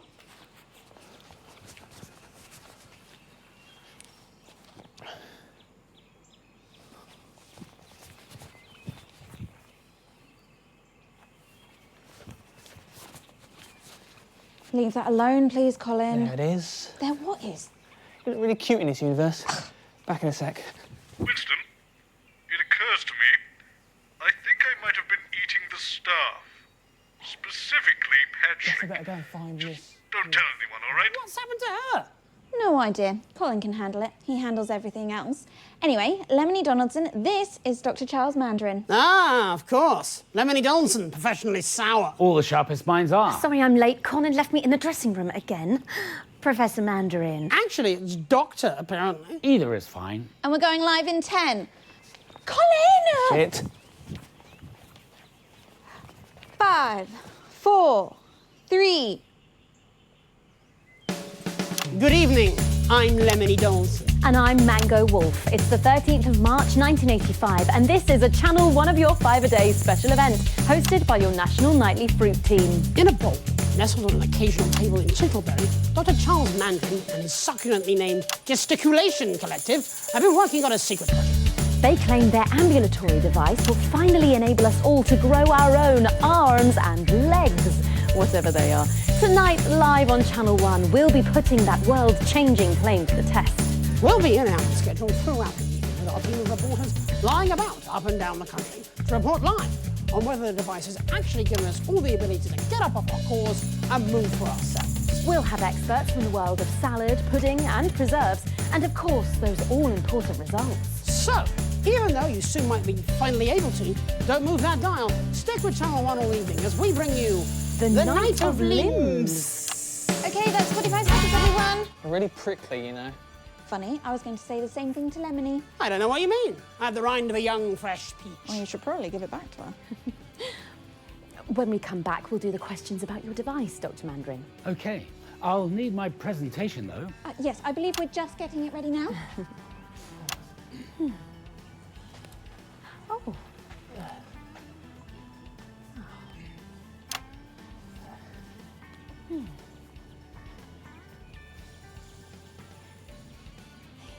10 seconds. Going live in 5, 4, 3. Welcome back. In just a few minutes, the scrumptious machine behind me will be activated and maybe, just maybe, we will all finally find ourselves freed from our bowls. But first, let's meet the man behind the movement, Dr. Charles Mandarin. Hello. Dr. Mandarin, this whole notion of granting fruit self-driven momentum, that's a little far-fetched, surely. Not at all, Lemony. After years of research, a top team, and some out-of-the-orchard thinking, we believe we've finally discovered the secret of rapid evolution. Well then, please do tell us how it works. Well, this is where my presentation comes in handy. If we could just flip over to the first page there. Thank you. There we are. So, as you can see, our current lack of movement will be solved by the additional growth of what I've named limbs. These limbs will be subdivided into two categories. The first pair, we're calling them arms, will allow for more complex tasks and interactions with the environment. The second, currently called legs, are stronger but less precise and will enable us to change our location unaided. Wow, that is quite the claim. Do you have any idea as to the implications of such a large change? Well, of course, on the next page, please. Thank you.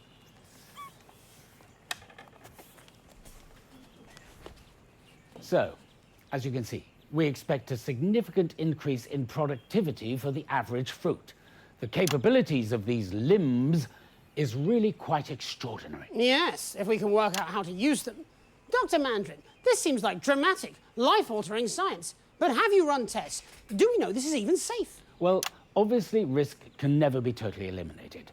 You can't make a flan without losing a segment, as they say, Mr. Donaldson. However, we've run numerous safety tests on vegetables. They are our nearest biological neighbours, after all, even if they do seem subsentient. We've brought in our prototype model to demonstrate tonight. Shit.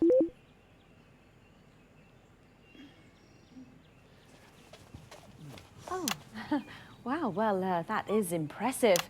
And it all works without damaging the poor vegetable. Well, we're more than 87% confident that any pain felt was minimal at most. Right then. Well, thank you for that, Dr. Mandarin. Now let's get that thing out of here, shall we? Whew, Dirt Dwellers give me the pips. We were hoping to go live to the new government presentation cushion for a special message from the Prime Ministers, Peach Clement and Julia Limesbury, but unfortunately he's got a bit pickled and she's worried he'll just take the piss. So I think we're just going to make our way over to the machine. Oh, careful, Colin. Colin, I can't see. Watch it! Oh, you stand here, Colin. I seem to be stuck under. Oh. Colin, don't forget about Cherry.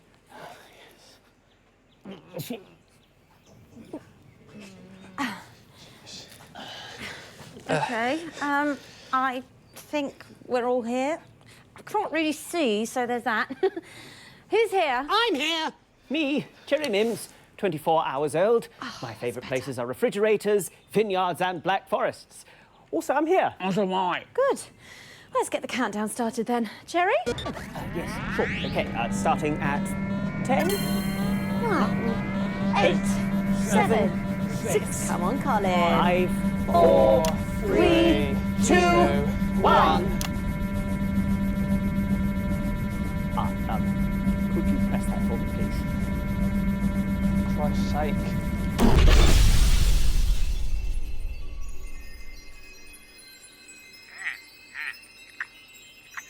Never liked him. Let's get out of here before the police arrive.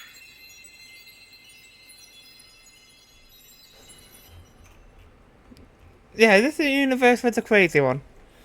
Again, it's what is it? 3 or oh, so we've done that one. Oh yeah, 2 was the mad one. Okay, so 1 TA now. Okay, let's have a check what this one's gonna be like. Probably a mess, like it always is. But again, I will always keep my cursor on the bring your daughter to work day. Oh God. Replaced my chair and desk with a sofa and a coffee table. And they've abbreviated the National Nightly News. It all seems to have taken a turn for the worst in this place. How long is this going to take then? Do you have somewhere else to be? Not really. This first bit's about 10 minutes, then we come back at 8, 9, and then a long show at 10 to do the results. This thing's going to cheer me up then, is it? I very much doubt it. Or is it safe? Let's hope so. Not very reassuring, are you? No, I'm not, but at least I'm not lying to you, young lady. I'm not sure I want to be here. Listen, between ourselves, this machine is 99% likely to do absolutely nothing other than cause a national power cut. The science behind it is dubious at best, and as for the man in charge of the Happiness Collective, well, it seems to me like he's barely cracked a smile in his entire life. So you don't think that this could, like, break everything? Good question. Seems to me everything's broken already most of the time. Seen this before? Nice backdrop. Oh, there's a little swimmer in the Leave that water. alone, please, Colin. When is this? It's Wednesday, Colin. Okay, that doesn't help. Do you need anything, Stacey? I think she'd rather be somewhere else. Oh, don't say that. It's exciting. A groundbreaking experiment. Have you been mainlining the auto cue? Try to have fun. She's a bit much, isn't she? I think, given time, you'll find actually she's exactly the right amount. You're weird. So are you. Good, innit? So this thing, it's big, is it? Depends what you call big. 10 seconds. 22 million viewers, probably. What the fuck? That seemed big to you? 5, 4, 3. That's fucking huge! Excellent. Good evening. I'm Jeremy Dawson. And as you all probably know by now, it's Bring Your Daughter to Work Day here on Channel 1. But it's no secret that I don't have any children. So the station reached out to a local home, and I'm delighted to say that joining me tonight for this Channel 1 special event is Stacey. Say hello, Stacey. Hello. 22 million hellos. So you do the next bit, and then we take it in turns. What? Read what's written there. You can read, can't you? Of course I can fucking read. I grew up in Care, not a fucking cave. Again, excellent. On you go. In a laboratory, nestled in the sleepy hills of Chintlebury, Dr. Charles Magnus and his Happiness Collective have been working on a secret project. Incredibly, they claim their euphoria device will raise overall happiness levels throughout the country. Tonight, live on Channel 1, we'll be putting that somewhat grandiose claim to the test. We'll be in and out of the schedule throughout the evening. All fucking evening? I'm meant to be meeting Gary Hales and Kelly Nightfans later. I don't know who they are. Keep reading. We'll be in and out of the schedule throughout the evening. Oh, I've said that. Yes, twice now. Right. Oh, here we are. With our team of reporters sending by up and down the country to report live on whether the device has brought a smile to your faces. We'll have guests from the world of science, politics, and entertainment. Anyone I've heard of? I doubt it. Well, I like blip music. I don't know what that is.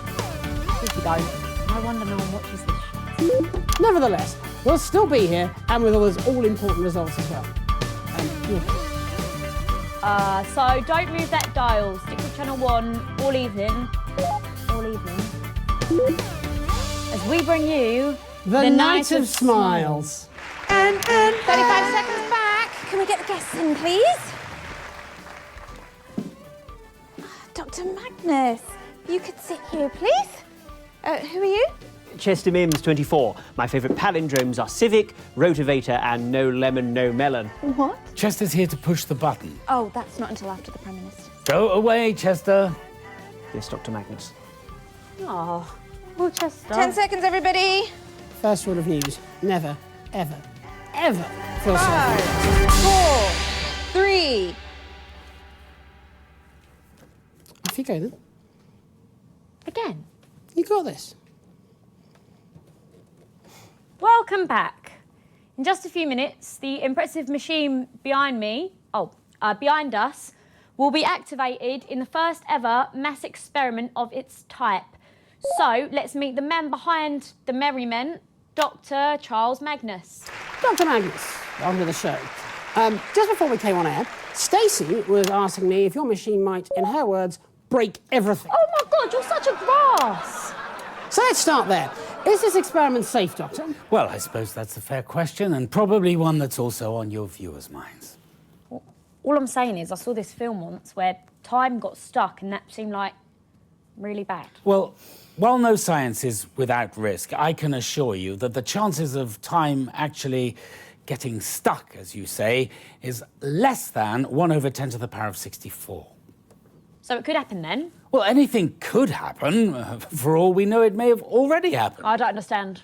It's theoretical metaphysics. No one understands. It is, however, more likely that you will have a spontaneous pulmonary embolism or be struck by lightning than that time will actually become unstuck. I don't want to be struck by lightning. And you won't be.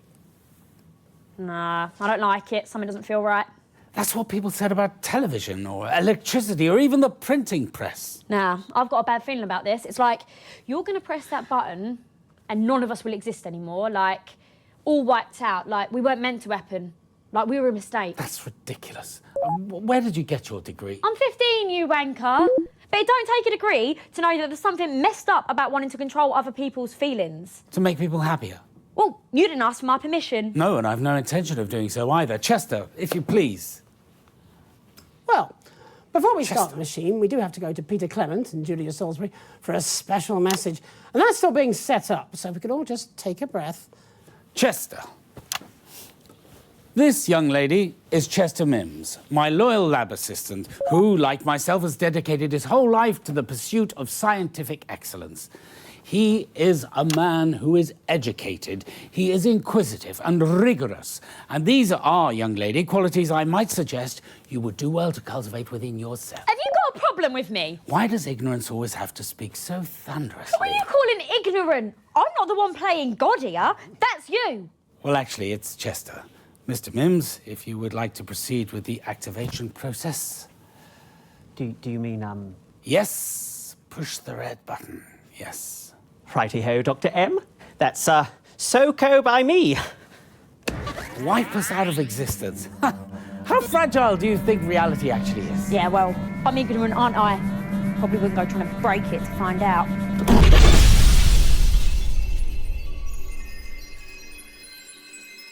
at least it was brief, and we don't have to see it again.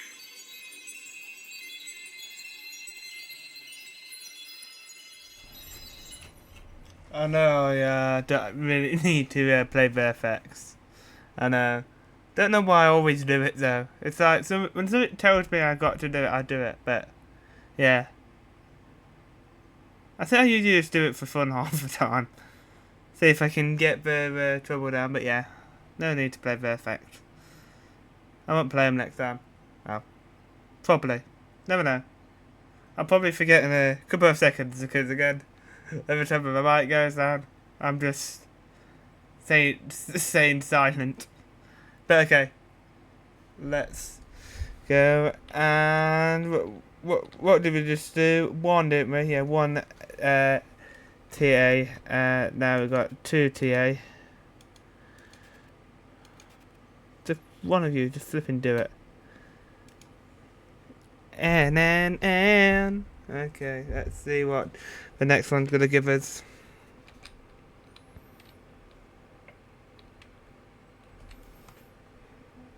Did I get the videos out? Oh, there we go.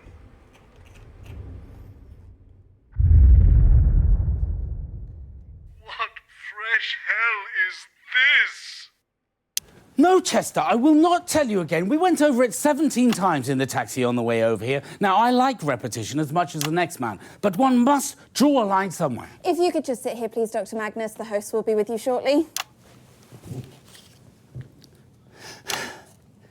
Should we run a little thought experiment, Mr. Mims? Oh, yes, Dr. Magnus, that sounds like fun. Good. Let's begin with some data gathering. These couches, how many people do you think that they comfortably accommodate? Probably 2 apiece. Good. Exactly. At most, I'd postulate. Well, allowing for personal space, I agree with your conclusion. Good. Next variable. How many people host the nightly show? I believe there are 3. Once again, I concur. Well done. Now, computation. If there are 3 hosts, how many seats are left? 1, Dr. Magnus. And what can we conclude from this data, Chester?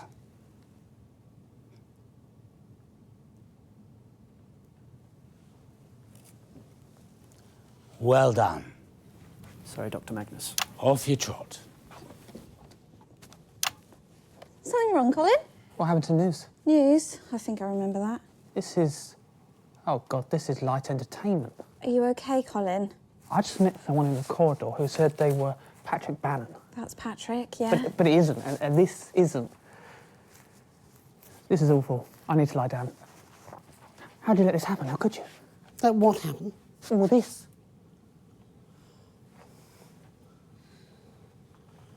Remind me how we let this happen. Something about King Canute, if I remember correctly. Dr. Charles Magnus. This is Jeremy Donaldson. Jeremy, Dr. Magnus. Pleasure to meet you, Mr. Because Donaldson. we have been over this, Patrick. If it is in my dressing room, it is mine, OK?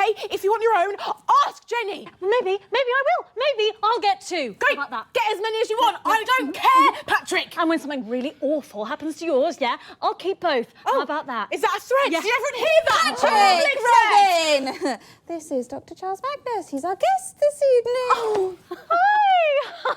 Hi, lovely Dr. to meet Magnus. you. Yes. It's a pleasure. Nice It's a to meet you pleasure. both. Is everything okay? You seem to be at loggerheads. 10 seconds, everybody. Us? No, we're fine. A bit of showbiz. Going in banter. 5, 4, 3. Good evening, I'm Jeremy Dawson, and welcome to The Nightly Show, your #1 source for digestible talking points. As ever, we're joined on the couch of chat with inexplicably popular co-hosts Robin Short and Patrick Bannon. Thanks, JD. Great to be here with you as always, but particularly today when we have such an uplifting show ahead of us. That's right, Robin. On tonight's special extended edition of The Nightly Show, we'll be doing some science stuff with one of the country's top brain boxes, and it's gonna make you grin. Yes, science stuff. In an impressive building overlooking the picturesque hills of Chintleberry. It's the one they used the outside of for John Wax 5. You broke my fingernail, I believe. Yeah. Yeah, I think there was some filming, but we were rather busy at the time. Probably doing science stuff. No, they did. You know, I've seen that movie 14 times. Oh, don't worry, not loaded. We're pleased to welcome Dr. Charles Magnus, whose casually named Happiness Collective has been working on a secret project designed to make us all happier. Oh, even you, JD? I remain dubious. Now, you must have noticed this bonkers-looking thing. Well, this is called the euphoric device, and apparently it's going to make us all happier. Did I get this science right, Doc? Actually, it's called the Euphoria. So don't touch that dial. Stick with Channel 1 all evening as we bring you The Night of Smiles. Coming to you. That's a minute back. Jenny? Hi. Yeah, so earlier on today, Patrick said something to me that made me feel quite uncomfortable. It was a joke. It was a banter. Oh, she made a threat, actually. It was a threat against my I'd hardly life. call I'll that tell a you threat, what. really. Both of you, why don't I just get Sue from HR to come down tonight after the show, and you two can sit and talk it all out with her until it's done. Shouldn't take more than a couple of hours. Tonight? Well, she did make a threat. She definitely did, but I have a thing. Tonight? Yes, well, you know, my show is on. Yeah, tonight's really not great for me either. Oh, maybe we should just forget it then. Yeah, I think that's probably for the best. Yeah, you know, upon further reflection, I may have Overreacted? possibly. Excellent. Okay, 10 seconds, everybody. Snitch. Bitch. Going in 5, 4, 3. Welcome back. In just a few minutes' time, we'll be turning on the Euphoria. Oh, I wish someone would turn on my Euphoria device. Oh, crikey. It's been ages. But before we do that, let's attempt to have a conversation about the science behind the spectacle. We're joined here by the leader of the Happiness Collective, Dr. Charles Magnus. Good evening. Thank you for having me. The head of a collective. Yes, Patrick, I was bemused by Does that. that make you like Alpha Geek? It's not exactly the terminology. That is brilliant. So, Dr. Magnus, this is a big night for you. You must be very excited. Yes, that's an accurate observation. That's an accurate observation. I love this guy. I love you, you crazy brainiac. We both do. We love you. But slightly more impartially, we do actually have a couple of questions. As I would expect. Absolutely. So, Dr. Magnus, who are you wearing? What? Who am I wearing? I'm not wearing anyone. I haven't been hugged in 8 years. I think they're asking who designed your clothes. That seems to be an entirely irrelevant subject. Yes, I agree, but you'll be surprised how often it comes up. Well, we just get the lab coats as a job lot. Job a lot. Oh, isn't she that enfant terrible that came out of San Palmerino? I love her. Honestly, I've really no idea what you're talking Now, about. Dr. Magnus, I'm sure our viewers would be curious to understand your process. Yes, a bit. good. Yeah. Let's get into the nitty-gritty. Yeah. So, when you're slogging away on those late nights at the lab, what music do you listen to? Well, I'm sure the doctor would rather talk about his device. Yes? Brahms, some Schubert, Chopin. Focuses the mind. Exactly as you would expect. And I'm something of an aficionado on the song Drum Drum Bang a Bang.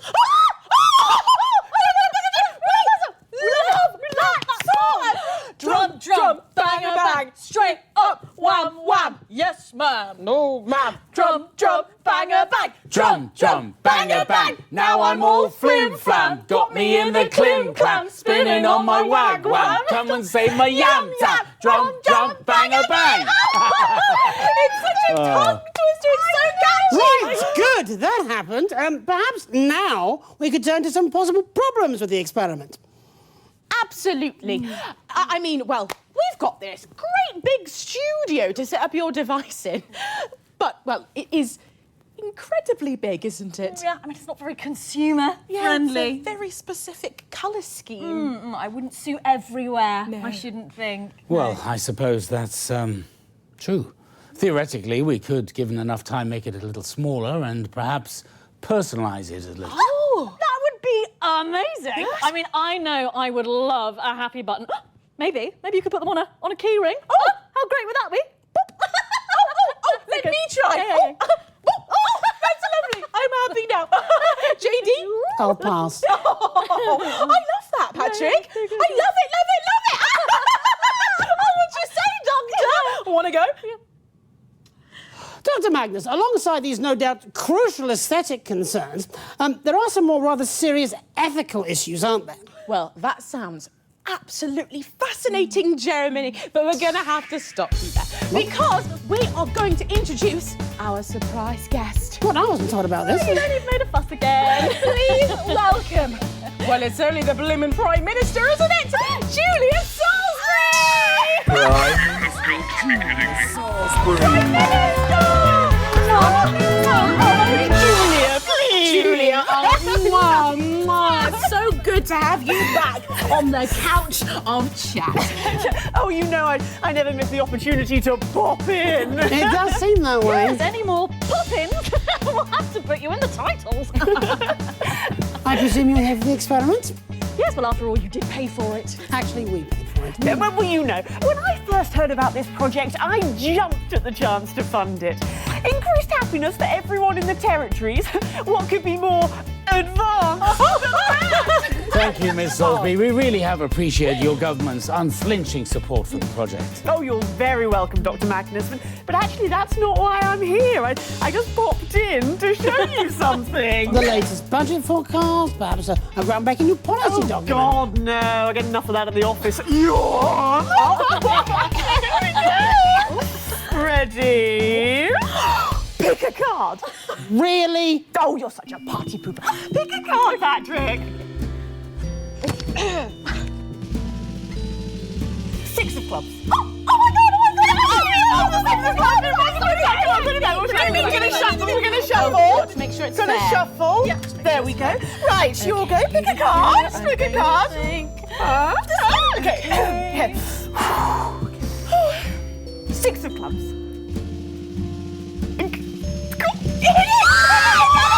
Well, obviously, the whole pack is entirely full of the That's six of... funding's lovely, isn't it, Charles? Yes, of course. Thank you, Prime Minister. Thank you, yes. Well, as we're all doing magic tricks, let's see if the big one actually works, shall we? Let's go over to the machine.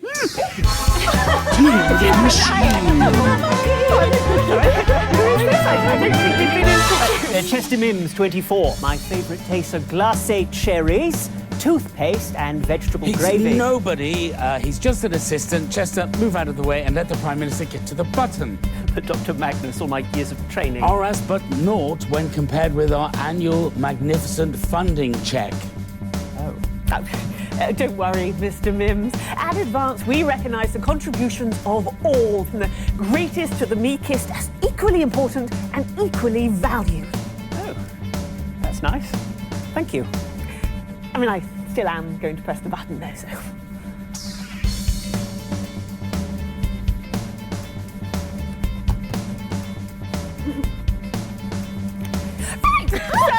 Let's get a little countdown going on the screen. And there we are. Lovely. Come on, everyone. That's 10, 9, 8, 7, and 6, Mr. Donaldson. 5, 4, 3, 2, 1.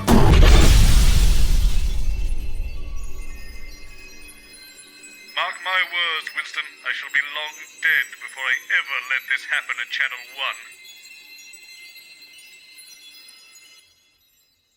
1. Well, You did let it up at the channel 1 in not for broadcasting the actual game. But yeah. At least we got 2 of them. Dolores and we got Professor. I think 3 would be the one for this one. Here we go again. The nightly news. The nightly show.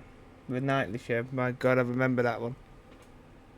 I'll turn my light on. Give me a minute. I'll turn the light on and then I press the big button. Well. No, I need to hear what's happening. And if it could be said if I'm going to that light. Don't know why I don't put on my flipping desk light though. Got myself a desk light and I don't fucking use it half the time. I think I've only used it 3 times this year. But there we go. And press. Turn me down, turn that up, and see you at the end of the segment. Oh, this is lovely. This way, please. This is Jeremy. Welcome, welcome. Delightful to meet you. Jeremy Donaldson. Dr. Charles Magnus. Chester Mims. 324. My favourite Gwangons are Garglax, Kitterkill, and Peng. Fascinating. Shall we? Oh, yeah. This is excellent. Leave that alone, please, Colin. Robo Jetty. Brilliant. This is the future, then. It's the present, Colin. Are you feeling all right? Do you need to visit the Bliss Space? Bliss Space? How much that cost? You're so funny. Where is the Bliss Space? Same place it's always been. She was more helpful as a human. Don't be technophobic, please, Colin. The uploaded are just as human as everyone else. Is everyone in the future this sickeningly nice? I guess we'll find that out tomorrow. So not in the next 5 minutes or... Colin, you brighten my day, and I love you.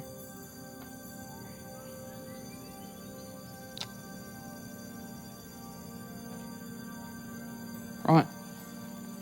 That's new. Sorry I'm late. I got caught up at the House of Sensation. No apology required. You're here on time. This is Dr. Charles Magnus. And this? Chester Mims, 324. My favourite... 10 seconds. I'll kiss you later. No need. I'm not much of one for formalities. 5, 4, 3. Good evening, friends. I'm Jeremy Donaldson. It's another beautiful day. And I'm Megan Wolfe. It's the 13th of March in the year 3751, and this is a galaxy-wide broadcast on Interstellar Wave Range 1. Humanity, as we know it today, is of course lovely. War, inequality, sickness, crime and death. These have long been just story beats in cautionary tales we tell our infant clones. But let us never forget that in our primitive past, these were accepted as inescapable parts of everyday life. And tonight, according to our guests, we will all be able to experience a long-forgotten sensation thanks to this, their despondency device.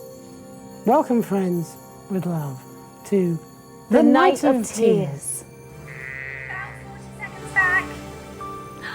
Oh, Jenny, you look lovely. New wheels. Temporary. I should get my body back next week. There was a hold-up. Apparently it's still only 7 years old, but it'll be back for next Giving's Day. Oh, same one? Pretty much. A bit taller this time, I hope. How long does Find Mine need? No more than a minute. Wonderful. This gives us all a little time to get to know each other before the experiment. Are you scared? I don't know. What does that feel like? 10 seconds. I don't know.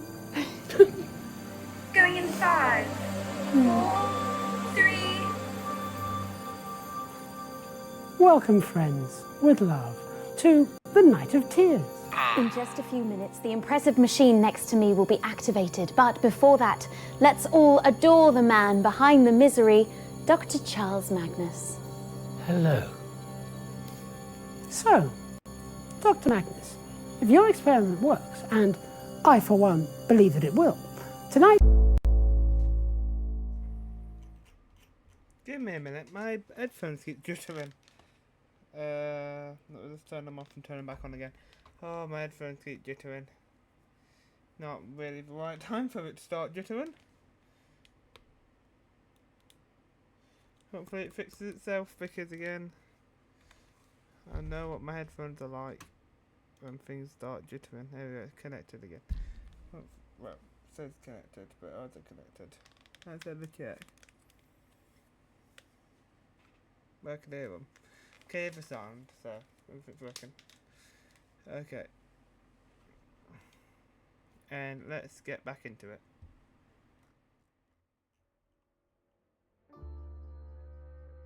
For the first time in more than a millennium, human beings within range will experience what the history books have called sadness. Is that correct? You are indeed absolutely correct. By analysing the surviving musical compositions and the literary works from before the fall, we believe we can artificially induce this long-forgotten sensation, or at least something close to it, dissatisfaction, angst, or ennui. I've got to confess, I'm a little scared, Dr. Magnus. Oh, there's really no need to be afraid. We've set up the machine to automatically switch off after an hour, in case we become so sad we can't lift up our arms. Goodness, can sadness do that? No one remembers, Megan. That's what makes this project so exciting. And you are Dr. Magnus's assistant. Chester Mims, 324. My preferred atmosphere is 78% nitrogen, 21% oxygen, and 1% other stuff. Exactly how sad will your device make us, Dr. Magnus? I've heard legends that sadness can drive people to harm themselves, or write poetry, or become estate agents. Oh no. Thanks to the sterling work by Dolores and the team at Emotional Resonance, we've been able to develop harmonic limiters that will keep sadness levels to no more than a quiet, contemplative weep. Yes, I hear you've had a huge team working on this. Is there anyone else you'd like to single out for love at this time?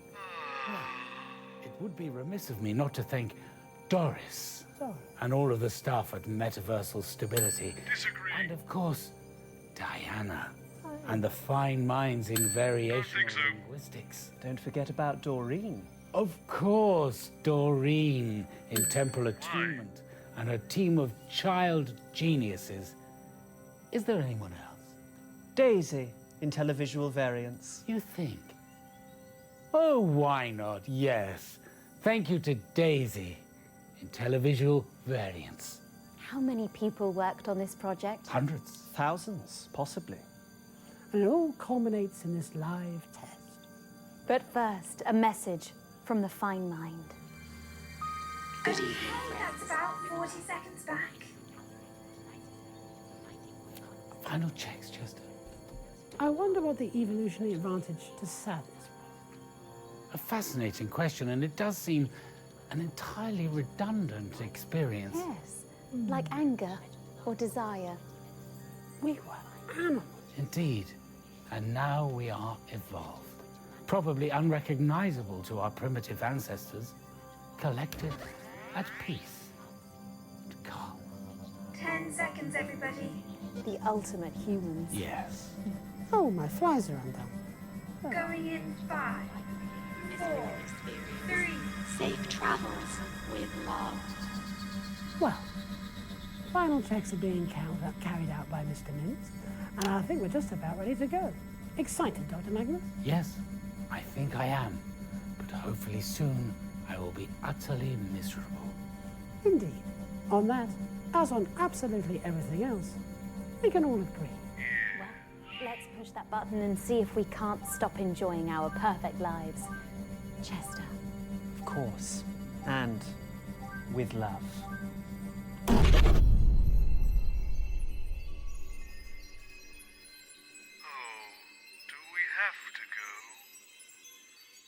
Maybe we could just stay here for a while. I wonder if they have jazz.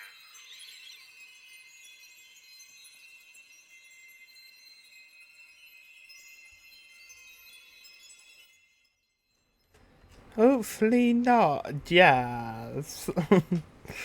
I love any kind of song anyway. But again, all we need is a surname now, and then I think we are gonna be there to keep the thing happy, and hopefully not press the button. Let's keep going there. I'm loving it. Till you get the surname, and let's see how I feel when we get to the surname, if we ever get to the surname today. But okay, let's.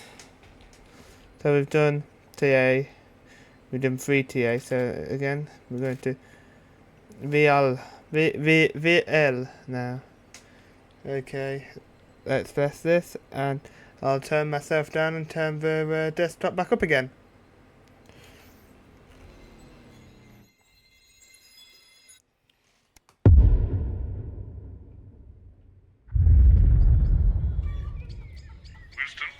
Winston, there's something in my office. It's got a mean stare. I hate this. I hate where we are. Oh God, it's moving. It's every man for himself. You're on your own. See you in the next loop. Good Mims, thou hast been told 1,000 times. The number thou shalt count comprises thus: those I have wooed, who quick to spirit fled, my poxes and my tragic date of love, forever lost betwixt betrayal's arms. Hieronymus' age, whence cartly death untimely swept him onto shores unknown. The discourses I with my father shared, and whence the sun's rays fell upon the hill, as mother's shadow faded from mine view, and she was seen no more by childhood eyes. Good fellows, welcome one and all within. Be seated, and you presently shall meet the wit and heart that beat within this show. Sirrah, whenceforth venture you your hand? You what? Touch not this wondrous, strange machinery, lest it should render you and I bestilled. I'm sorry I didn't get any of that. Good morrow, Colin Sprong. A hearty hail. Oh, not you as well. I hated this stuff enough at school. Why speak you so unseemly? With such words, it's better suit a slutton or a moor. Pretty sure we're not allowed to say that sort of stuff now. He jests, but yet I understand him not. His japes a silent waltz would best contain. Rude, I think. A hail and hearty salutation, all. Please, gentlefolk, accept my deep regret that tardy dost I come upon the set wherein tonight's fair alchemy is met. Right, I'm leaving before you all start talking about fairies. The groundlings are prepared, the players are set, so let us to our revelries attend. Fire up the lanterns, bring the stage alive. Our sorceries begin this night in 5, 4, 3. Fair patrons welcome each and every one. My name is Jeremy, Lord Donald's son. I, Megan Wolfe, beside him duly sit, as we present to your grand benefit such magics as will turn your blood to ice. Sir Magnus's Euphoria device. In Shintleberry's green and languorous hills, whence fairies dance and suburbs golden eanes. I knew this was going to happen. Just no. Give it to me. What ho? Young cheeky violets nick the script. Throw wafty fade us out. And all this stuff about suicide. See how anachronistically he marks with feather from no creature earthly born. That's not funny, nor is that. You don't need any of these words at all. Just this and right. Do this one. Tonight, before your eyes and arms and legs, a special program called The Night of Eggs. Good. Run titles. In 30 ticks our revels be rejoined. Excuse me, Saucy Colin, but this next appears to be bereft of scan and rhyme. Why does it have to rhyme? No, don't answer that. Give it here. I'll sort it. I'm getting really bloody annoyed at this, okay? Alas, he's mad. Or by hell's fiends possessed. Just do the top to tail and skip the rest. Oh shit, now you've got me doing it. But what of good King Peter and Queen Jules? They'll take our heads if they should feel suppressed. Oh, that won't matter once the button's pressed. It's conversation you intend with me? Indeed, good doctor. And in 5, 4, 3... Sir Magnus, your contraption, most bizarre, is fashioned prey to purpose fair or foul. 'Tis foul indeed, but not as you suppose. These fowl have feathers, wings, and beaky nose. A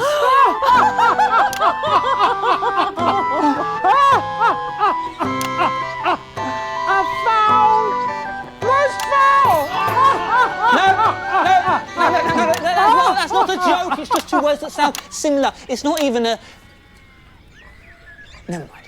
Sir Magnus, where is Chester Mims tonight? My servant, why? He waits behind the stage. Or could you get him out before the end? Oh, Chester! Coming! Hark, he doth attend. Well met, good fellows, I am Chester Mims. My years they number but 104. My favourite deaths are hacking off of limbs, also beheadings, and I have one more. Do you know what we need to do right now to get this weird contraption started up? Yea, verily I do. Then off you pop.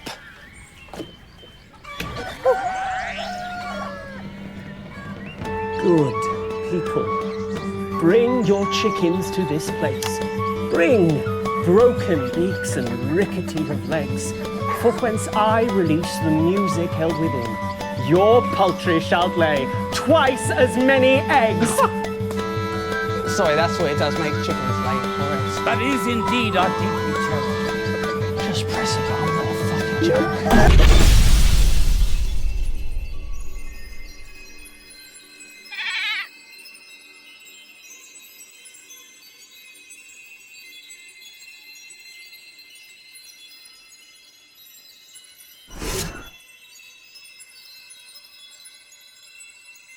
I forgot to have my finger on the mouse, but hopefully I've not missed anything.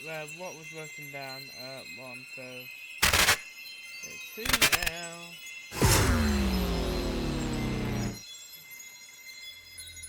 I'll probably miss something, but again, we go back. We can always go back. Today. Winston, I'm not what you would call a tech guy. I have a strange glass slab here that seems to want to see my face. I'm not sure I trust it, so I've put a balaclava on. Let's not stick around here any longer than we have to. I've told you 1,000 times, Chester. It's the number of... Do you know what? I'm going to text it to you. That way you'll have it written down and I won't have to keep on repeating myself. Yes, of course, Dr. Magnus. If you could just sit here, please, Dr. Magnus. The host will be with you shortly. Thank you. Give me a minute, my flipping headphones are messing up again. Let's see if I've got them. I'll do it all in. Do it all in that again if I have to. Come on, connect.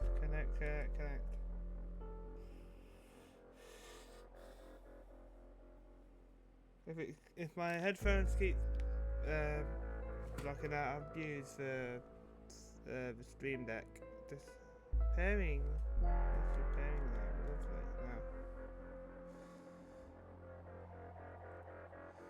Lovely. Now. And I don't know why it keeps cutting out like this. It sounds like 100%. 100% if they want to cut out. Lovely. Not you. Sorry, Dr. Magnus. God, why do they have to make these keyboards so bloody small? Everything all right, Carl? What is that? Secret government technology? What are you talking about? My phone? Phone, give me a break. Well, I really don't know what you're on about. It's not the latest, but Do you really not have your own phone, Carl? Yeah, at home, attached to the wall like normal people. You used to have a landline. No, like... Oh my God, you got one too? Tell you what, tomorrow lunch break, I'll take you out to the shops and we'll go get you one, eh? Why do I want a telephone in my pocket? It's annoying enough when it goes off at home. I never get anything done. Phone ringing off the hook, is it? I don't know. I've got friends. Sprung's are very social. It doesn't even look like a phone. What doesn't look like a phone? A phone, apparently. Well, he has got a point. It does look more like a glass coaster. Don't you start. Dr. Magnus, Jeremy Donaldson. Jeremy, Dr. Magnus. Pleasure to meet you, Dr. Magnus. You're the one who came up with the happiness device, is that it? Well, actually, it's the Euphoria device. The Happiness Collective is the organisation that created it. Oh, well, I'm sure that's a vitally important distinction. Sorry I'm so late. Difficult selfie. Bozeman's new promotional campaign is just nuts. What new promotional campaign? Well, this one, Jeremy. The look behind the lens.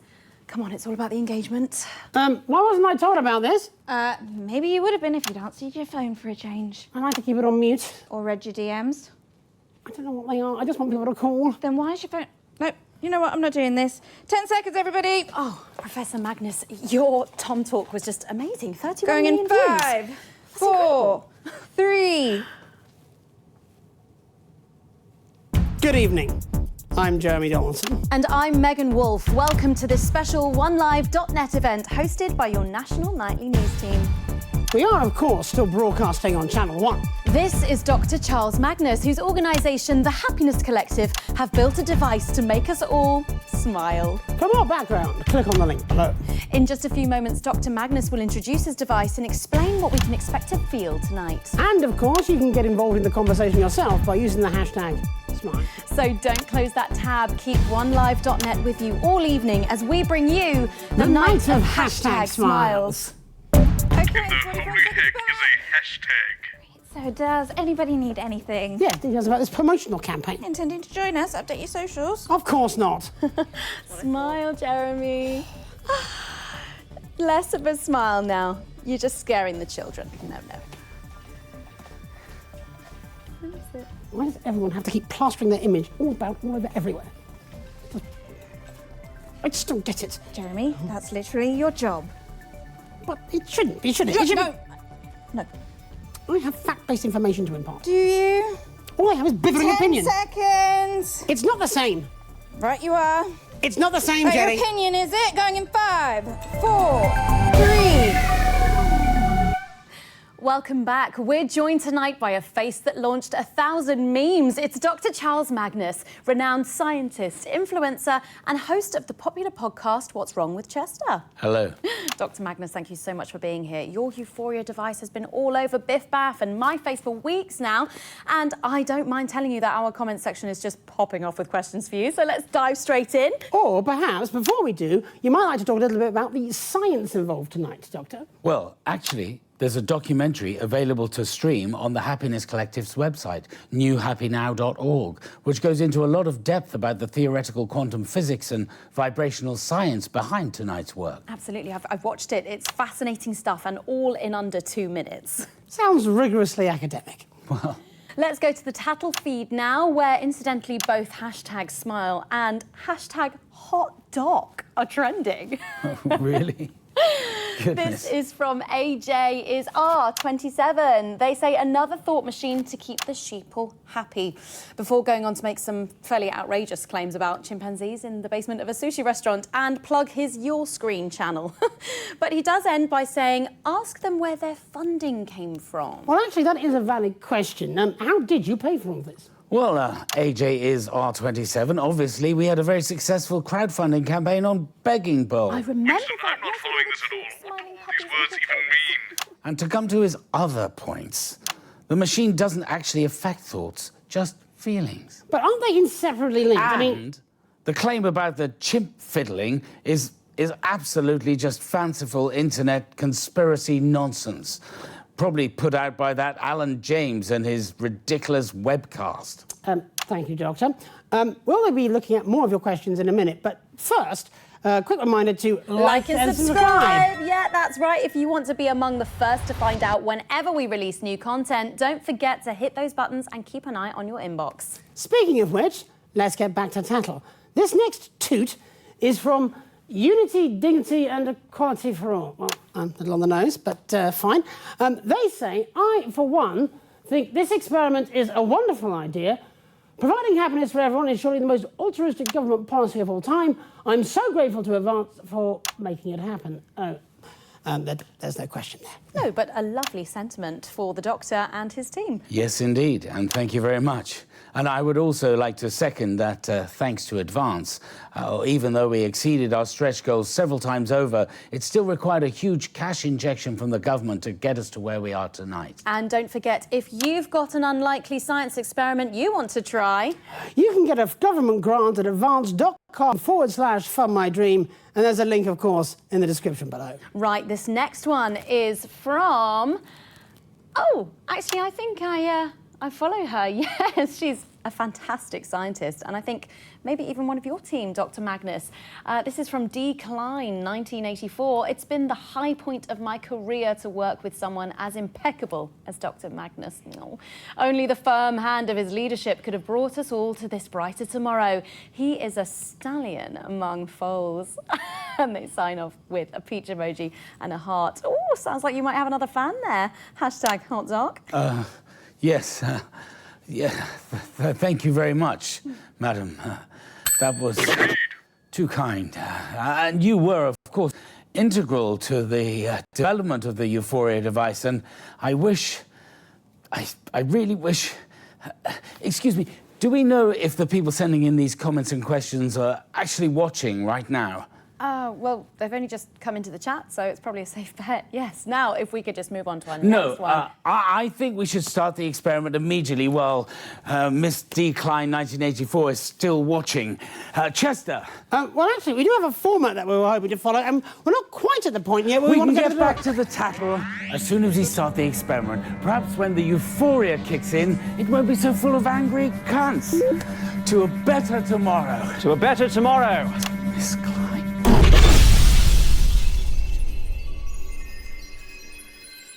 Well, bloody done, Winston. We've done it. I've got her details now, and I've added it to the Rolodex. You can call Professor Dolores Klein for the next loop whenever you're ready. Or you could keep exploring other universes, I suppose.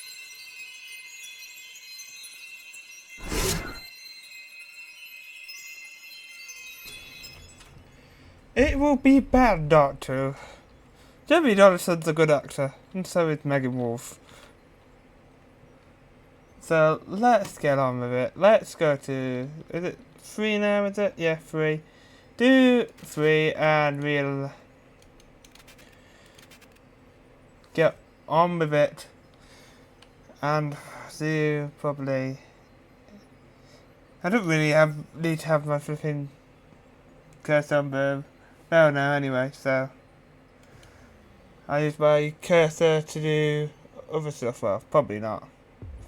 Probably here. Yeah, I was wondering where I could get the pirate one.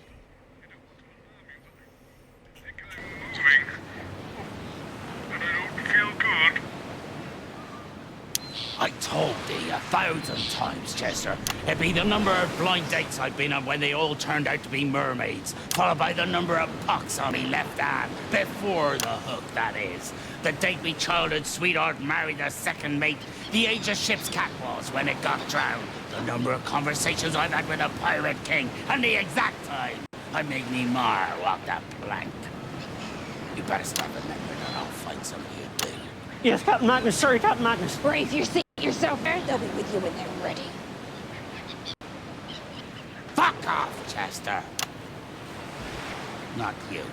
Yarr. Best be leaving that alone, Colin. Oh, I like this. This could be fun. We're not in the business of fun, boy. We're in the business of telling people what's what and getting booty while we do. Yo-ho! Yo-ho! Okay. Let's not push it too far, though. Might get old a bit quick, this one. What does Colin think he's getting old? Oh, blast if I know. Boy's got naught but empty sails on top his shoulders. Captain Magnus!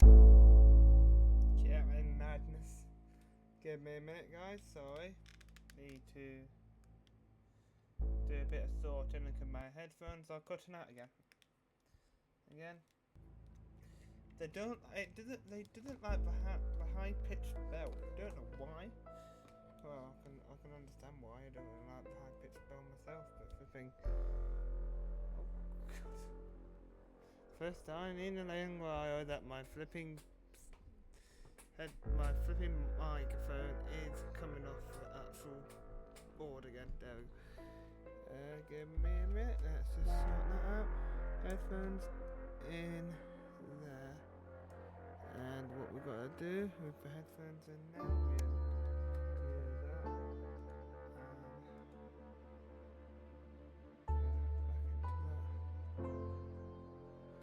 Why is that not working? There is why is that working? Come on. Go and default it. There we go.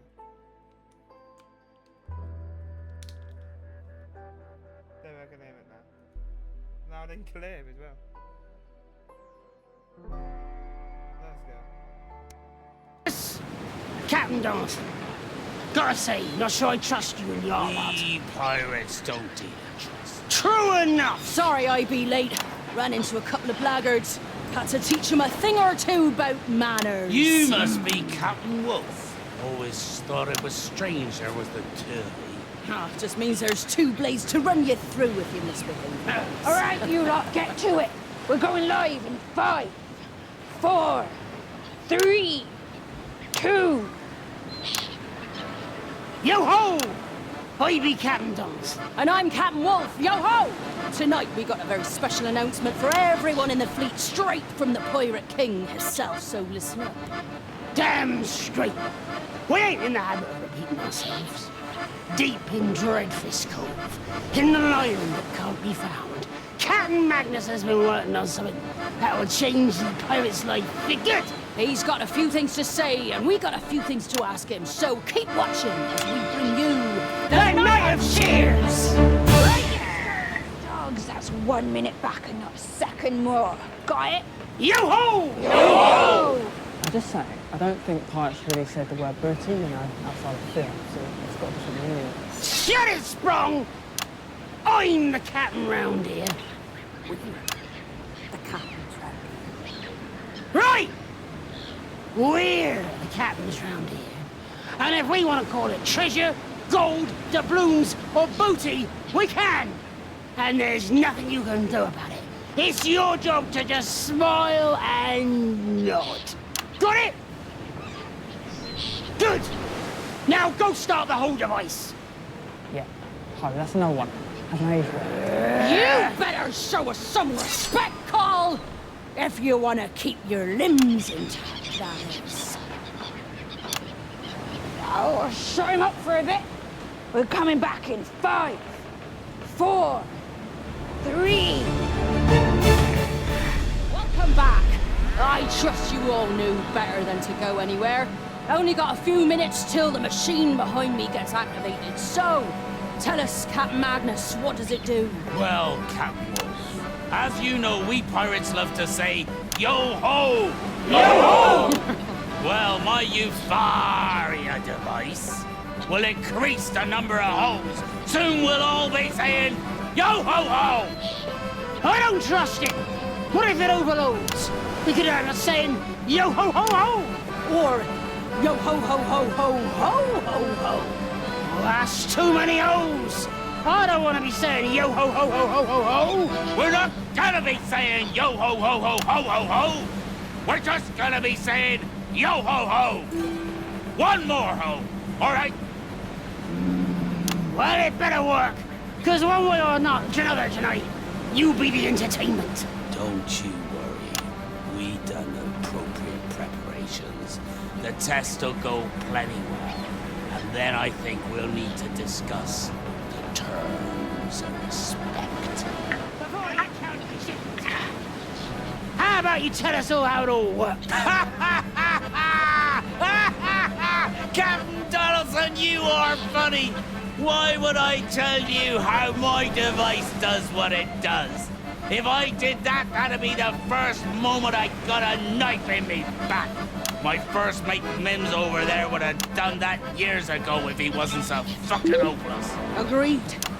Although, we've got the device right here. So, it does beg the question, Captain Magnus. What do we need you for? I thought you might try something like that. That's why I took precautions. Don't do anything too hasty like that, Jesus. Easy on the merchant. Shut your mouth! Prisoners are for trading, not for talking! Good work, Mr. Mims. I'm glad to see nothing went wrong. Now, where's the other? Other one. Yeah. The one who's gonna fuck up your day. Now drop it, you fuck. I hope for your sake, Captain, that this device works. Because if it doesn't, you'll be in a world of pain trying to fix it. Press the button, Cole! Let's get these hoes in and grab us some buttery! You see, that entire line's going to mean something totally different to the modern-day audience. Stop your brother and press the button, you Or I will bastards. kill you myself and press the button. All right, I'm doing it already. This retail state is working anyway.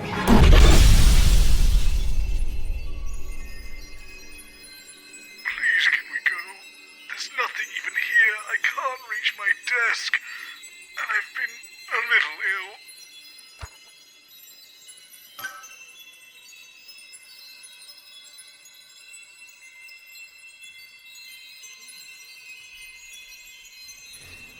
Well, this will end it, won't it?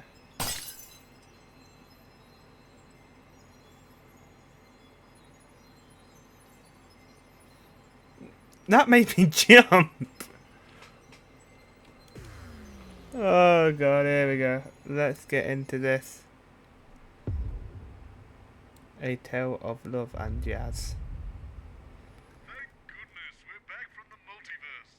Totally original idea here in 1985. Never been done before. But I can't help feeling, given a few decades, everyone will be doing it.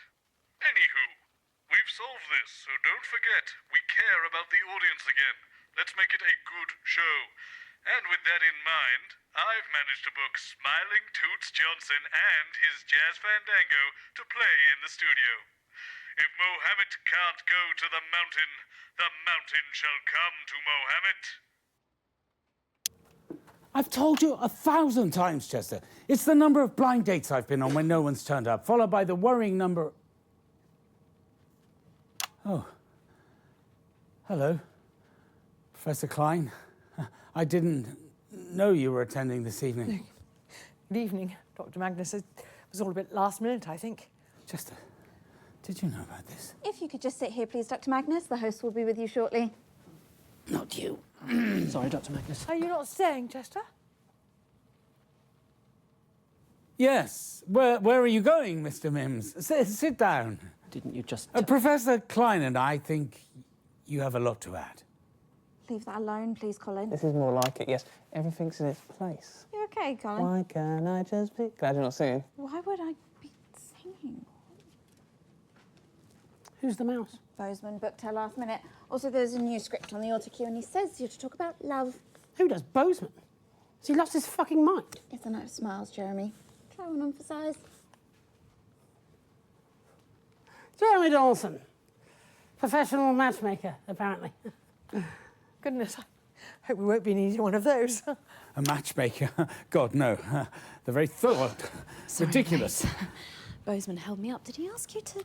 Cupid here, just relay the message. I heard that. Well, I think you'd look really good with wings on, actually. 10 seconds. And a nappy. That's a look. Okay. 5, 4, 3. Good evening. I'm Jeremy Dawson. And I'm Megan Wolfe. It's the 13th of March, 1985, and this is a Channel 1 special event hosted by your national nightly news team. What is happiness? It's a question that has baffled artists and poets since the dawn of time. From the primitive caveman, romantically rendering his intended unconscious with a simple stone club, to the jazzmen and their spooky clubs, loosening libidos with each daring new progression. Or the audience, tap, tappity, tap, tap in their toes to the crazy rhythms of the mysterious night in an effort to unwrap her most intimate secrets. Who wrote this? Bozeman, apparently. Is he having a midlife crisis? And yet she eludes us, this fragile happiness that flits from heart to heart, staying only as a guest until, of course, we are found by our true love and our heart starts to beat in syncopation with another. For when we are in love, every moment is happy, every sound a melody, every face is radiant, beautiful and engrossing as an alley cat. And when they find the first word ever scrawled to the cave walls in the flickering light of that primitive flame, you can bet your soul that that word would be love. Or even jazz. So don't move that dial, stick with Channel 1 all evening as we bring you The Night of Love. You know, Winston, we've reached the end of our journey. There have been ups, there have been downs, but in the end, we've come through it a little older and a little wiser. And I, like you, am looking forward to going home. So let's make it a good one.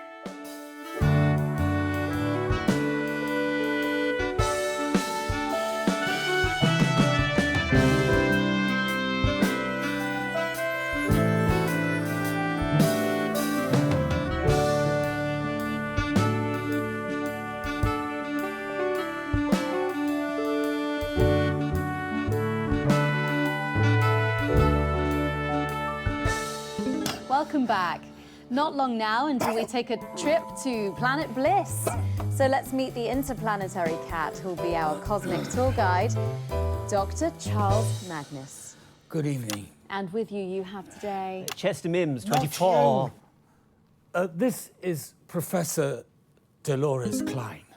She works in the Department of Emotional Resonance and has been responsible for fine-tuning the crystal molecules at the heart of the emitter. Goodness, that sounds like such an important job, Doctor. Professor Klein. I'm so sorry, of course, Oh, Professor please Klein. call me Dolores. Professor Klein sounds like my grandfather. Surely not the Professor Klein, inventor of the word. Yes, that's him.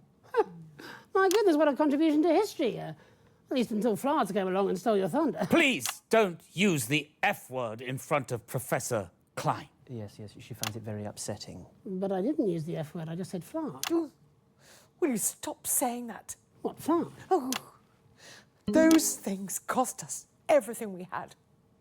My grandfather died destitute, crushed under a crate of his favourite worms he was trying to get down from the top shelf to polish. Now, do you see what you've done? I've a good mind to cancel this experiment and walk off the show. Doctor. Yes, hurrah! We've all worked too hard for too long. I will control my unmanageable rage. I apologise for my outburst, Mr. Donaldson. That really wasn't an outburst. Never apologise for your passion, Dolores. It's what makes you so impeccable at your job. Impeccable. I might even say precise. Oh. You say the nicest things, Charles. So when the device is switched on, will we all experience love? Oh, Christ, no. That would be catastrophic. People in love are mentally ill. They shouldn't be allowed to fly aeroplanes or perform sensitive tasks. No, our device will simply bring about a sense of contentment. Love can be terribly painful. Yes. Best avoided. Probably. There's enough subtext there to fill a poetry book, but apparently we are going to lift the needle from the grooves of the record of love and take a trip downriver to the white waters of Advance HQ for the sounds and stylings of the country's most powerful couple. I am guessing that means we're talking to the Prime Ministers. So. Who, just to be clear, are in no way romantically involved. Well, that's probably a good thing. There's no place for romance in the workplace, after all. Can't say I disagree. Makes it hard to concentrate. I've heard. Yes. So have I. That's what I've heard too. Let's go to that message now. Good evening, everybody. On behalf of Advance, Julia and I just wanted to wish all of you the very best of luck with tonight's groundbreaking experiment. When this project landed on my desk, I just knew it deserved to be funded. After all, what could possibly be better than increased happiness? And now, here's a little something what I wrote earlier, especially for tonight.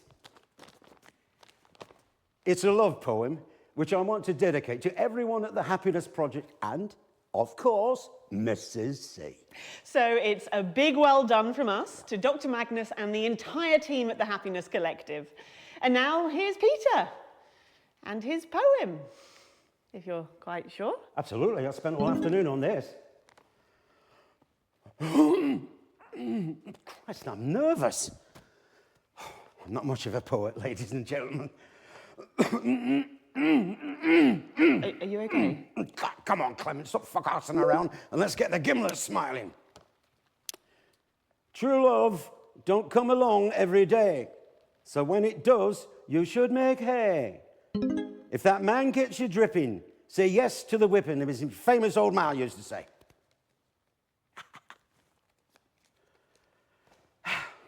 Okay. Good luck, everybody. Back to the studio. Fantastic, the Prime Minister's there, and of course, without the assets and wealth funding you received. We'd still be making prototypes out of hope. And you are Chester? Chester Mims, 24. I'm attracted to badgers, some shelving units, and women between the ages of 22 and 51. You're going to press the button, are you? Oh, I rather think the three of us should push it. Don't you, Professor Klein? Why don't you, put your hand on top of mine? Yes, of course. That's right. And Dr. Magnus, why don't you put your hand on Professor Klein's? That's right.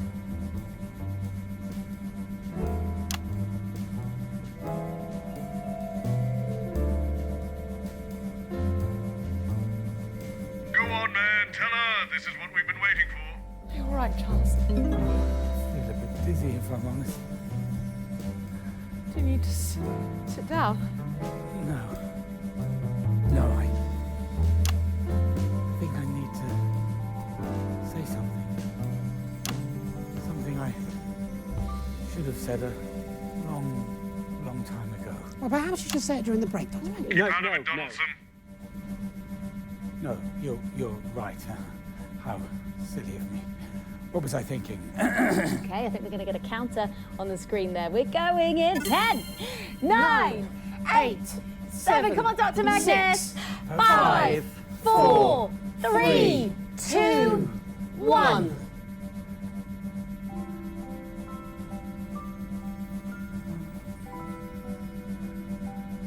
I love...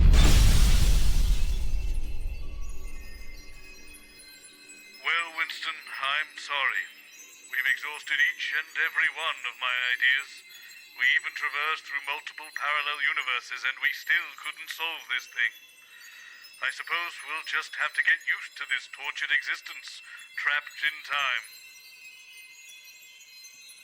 You might find it amusing to make my channel into a zoo, but I am in no mood. Call Dolores again. We just did that, Alex. It was close, but no fandango, I'm afraid. Oh, I see. Throw everything together and maybe the chaos will push Magnus and Dolores together? Well, it's worth a shot, I suppose. Go for it, Winston. Make it happen.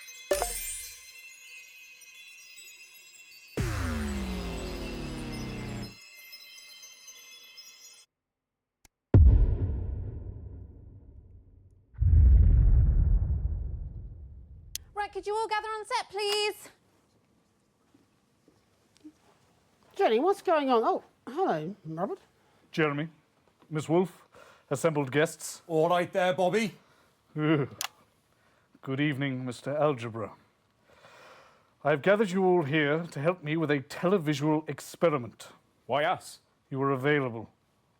I'm between shoots. I have a book to promote. Whereas I've been up since 5 yelling at my staff at my capital restaurant, but I'm here too because I'm not fucking lazy. I'm just here to break hearts and sell garden furniture. Could we all please just focus? Sorry, Bobster.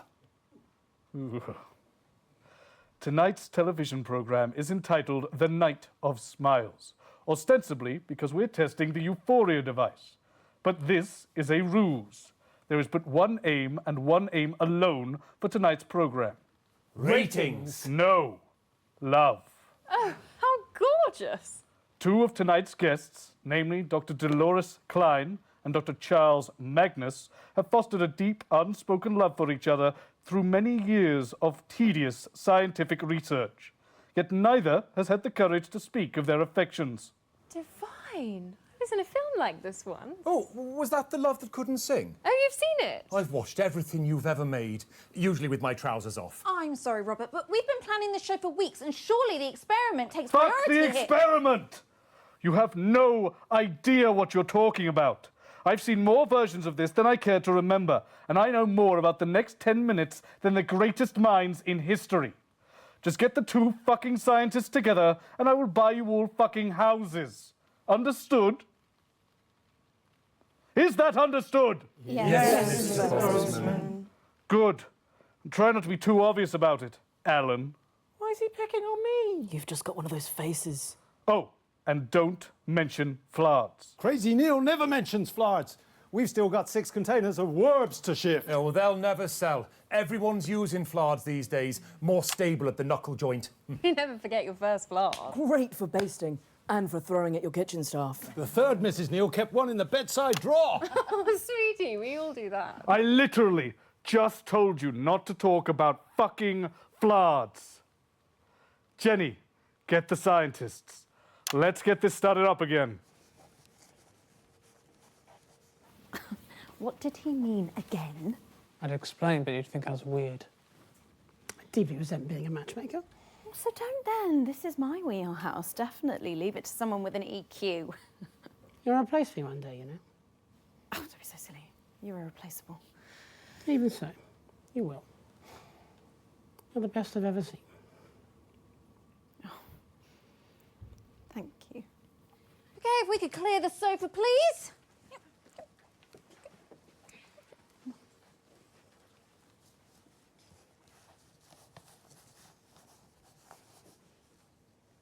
That's my chair, Jeff. Oh, Christ, sorry. Right you are. Room for one.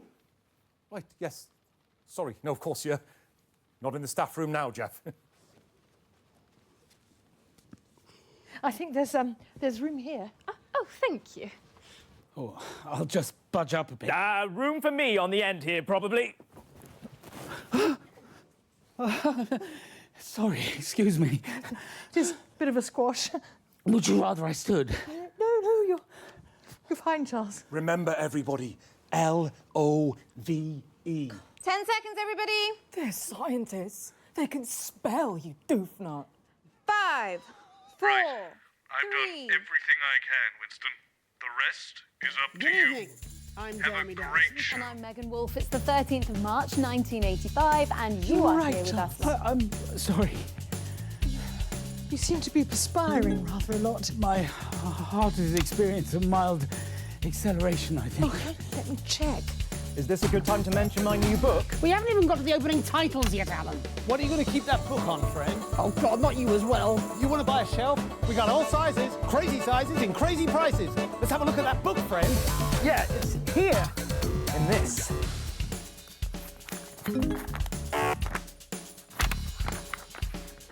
What is that?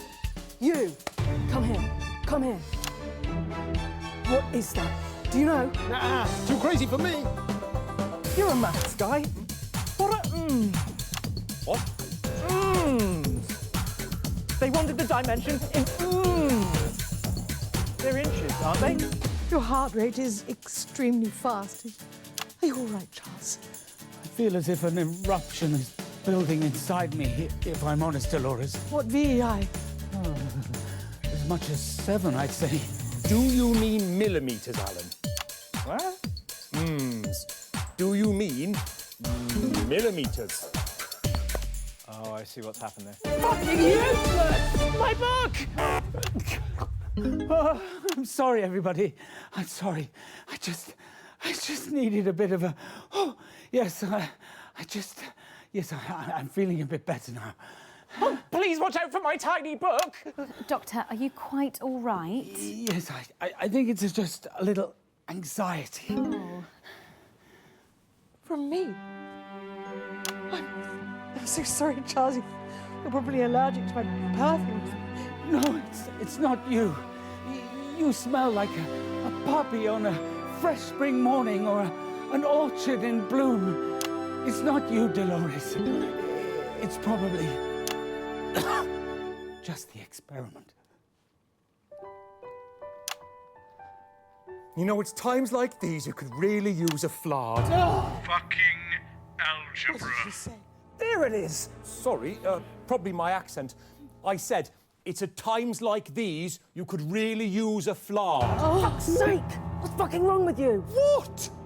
Look, what is your problem with flards anyway? Floods destroy my family. Ah, wash my hands! Oh, Charles, you saved me. And I always will, Dolores, if you let me. I love you, Dolores. Even if it did take a mild workplace accident to enable me to say it.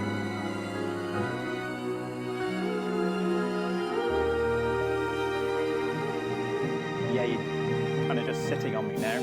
At last! Gosh, I'm so sorry. Sorry. Sorry.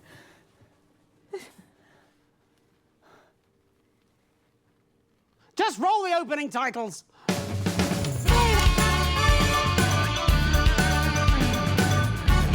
Winston, this menagerie of chaos you've come up with better be worth it. Of course, it goes without saying that if we do break out of the loop this time, we'll go home to our respective families, carry on as normal, and never speak of this again. Wouldn't want to have any confusing references or continuity breaks in the future.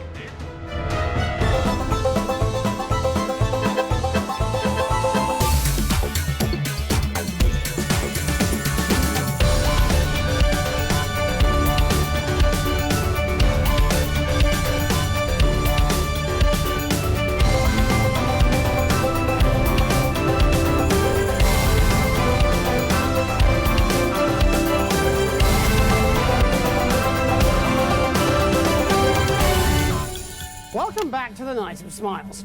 The machine behind us will make you all happier. Believe it?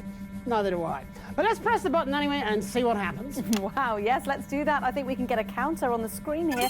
There it is, and we're going in 10, 9, come on everyone, 8, 7, come on, Magnus. 4, 3, 2, 8. Dr. Magnus? I'm sorry, Chester. I'm sorry, everyone. But the experiment cannot proceed. Thank Because I'm a fraud. Charles. What are you talking about, old boy? Ah, don't worry about it. I've been a fraud for years. My real name's just Neil. This device is a fraud. A paper tiger. No, Dr. Magnus, we've attuned everything. It doesn't matter.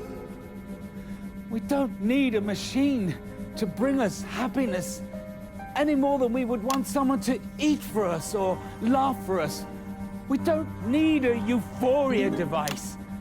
Happiness is everywhere, already, and it's different for everyone. For me, it's how I feel when I look into Dr. Klein's eyes.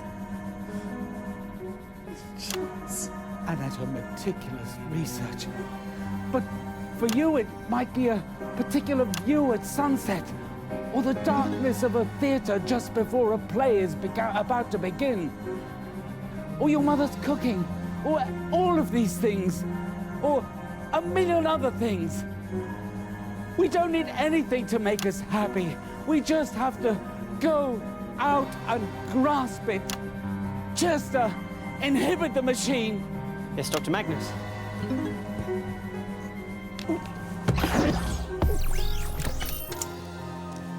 Machine inhibited. Suppose we can all go home.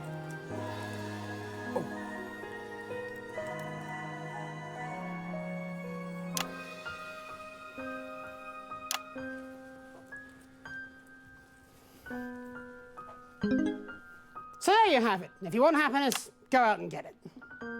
So what now? We're going to the CFL? Really? Okay, if you say so. We apologise for the change in tonight's schedule, which was mainly caused by, well, by love, I suppose. The universe is probably safer, and our boss owns us a house. So all in all, a good evening. But it's about to get even better as we have a treat in store. It's all the highlights from today's semi-finals of the Feline Football Championships. So let's go to that now. Jolly good show there, Alex. Jolly good. I'll see you tomorrow, when we can get back to the real news.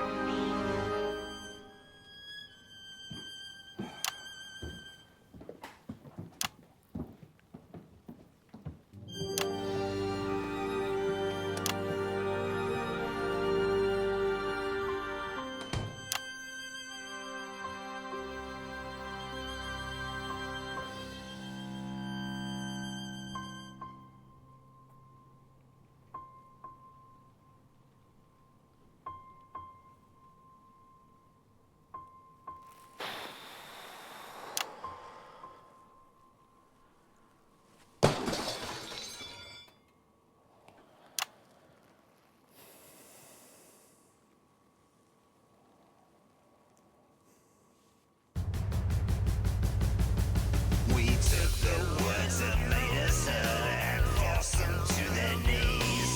Now every place is super safe and everyone agrees. We took the fine unfettered minds and shaped them to a die.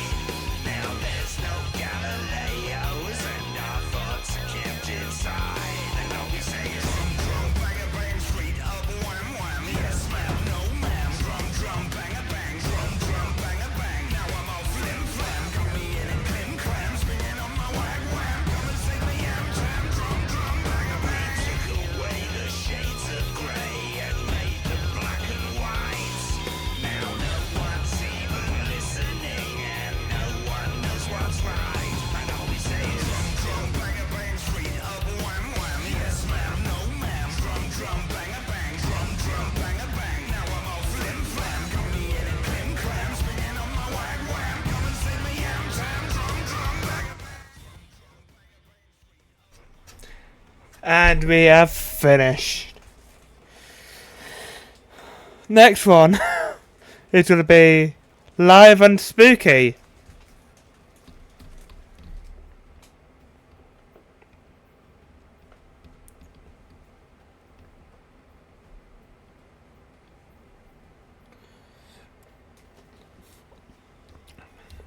Bang.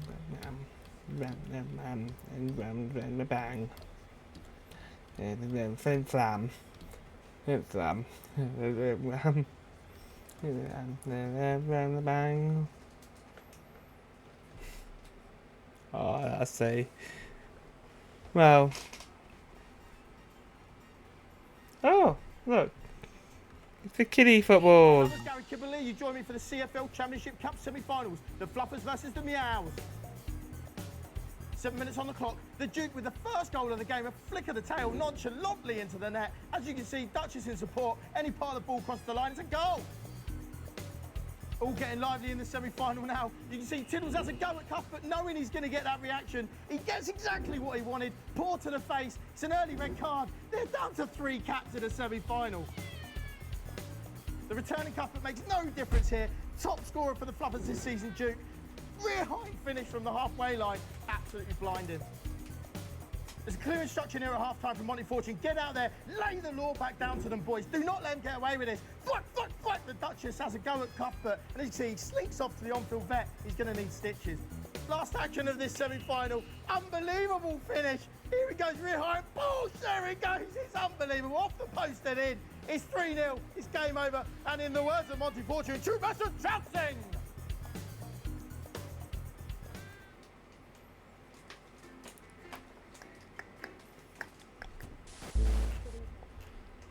And I'm Jeremy Jonathan.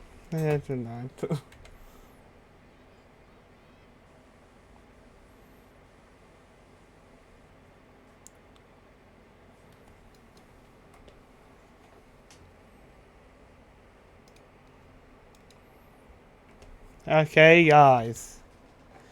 We have finished. Not the broadcast. Timeloop. Oh. Loved it. I tell you that much. I do love it. It was brilliant. I had to get it all over and done with because again it was winding me up.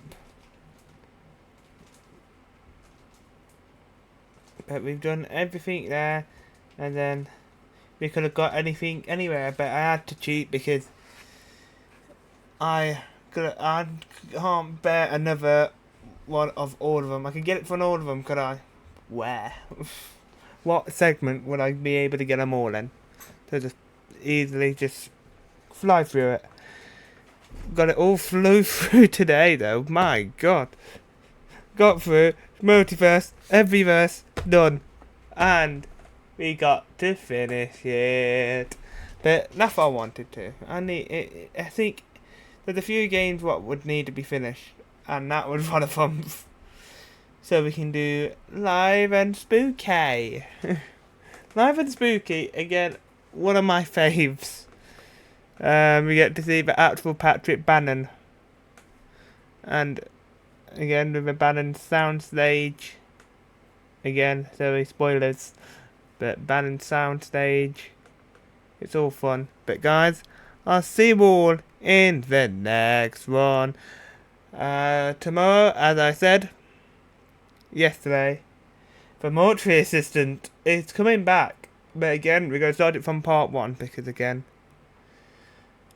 I don't know what number I was. So we're going to start it from part 1. We're going to start from the beginning and then we'll sort it.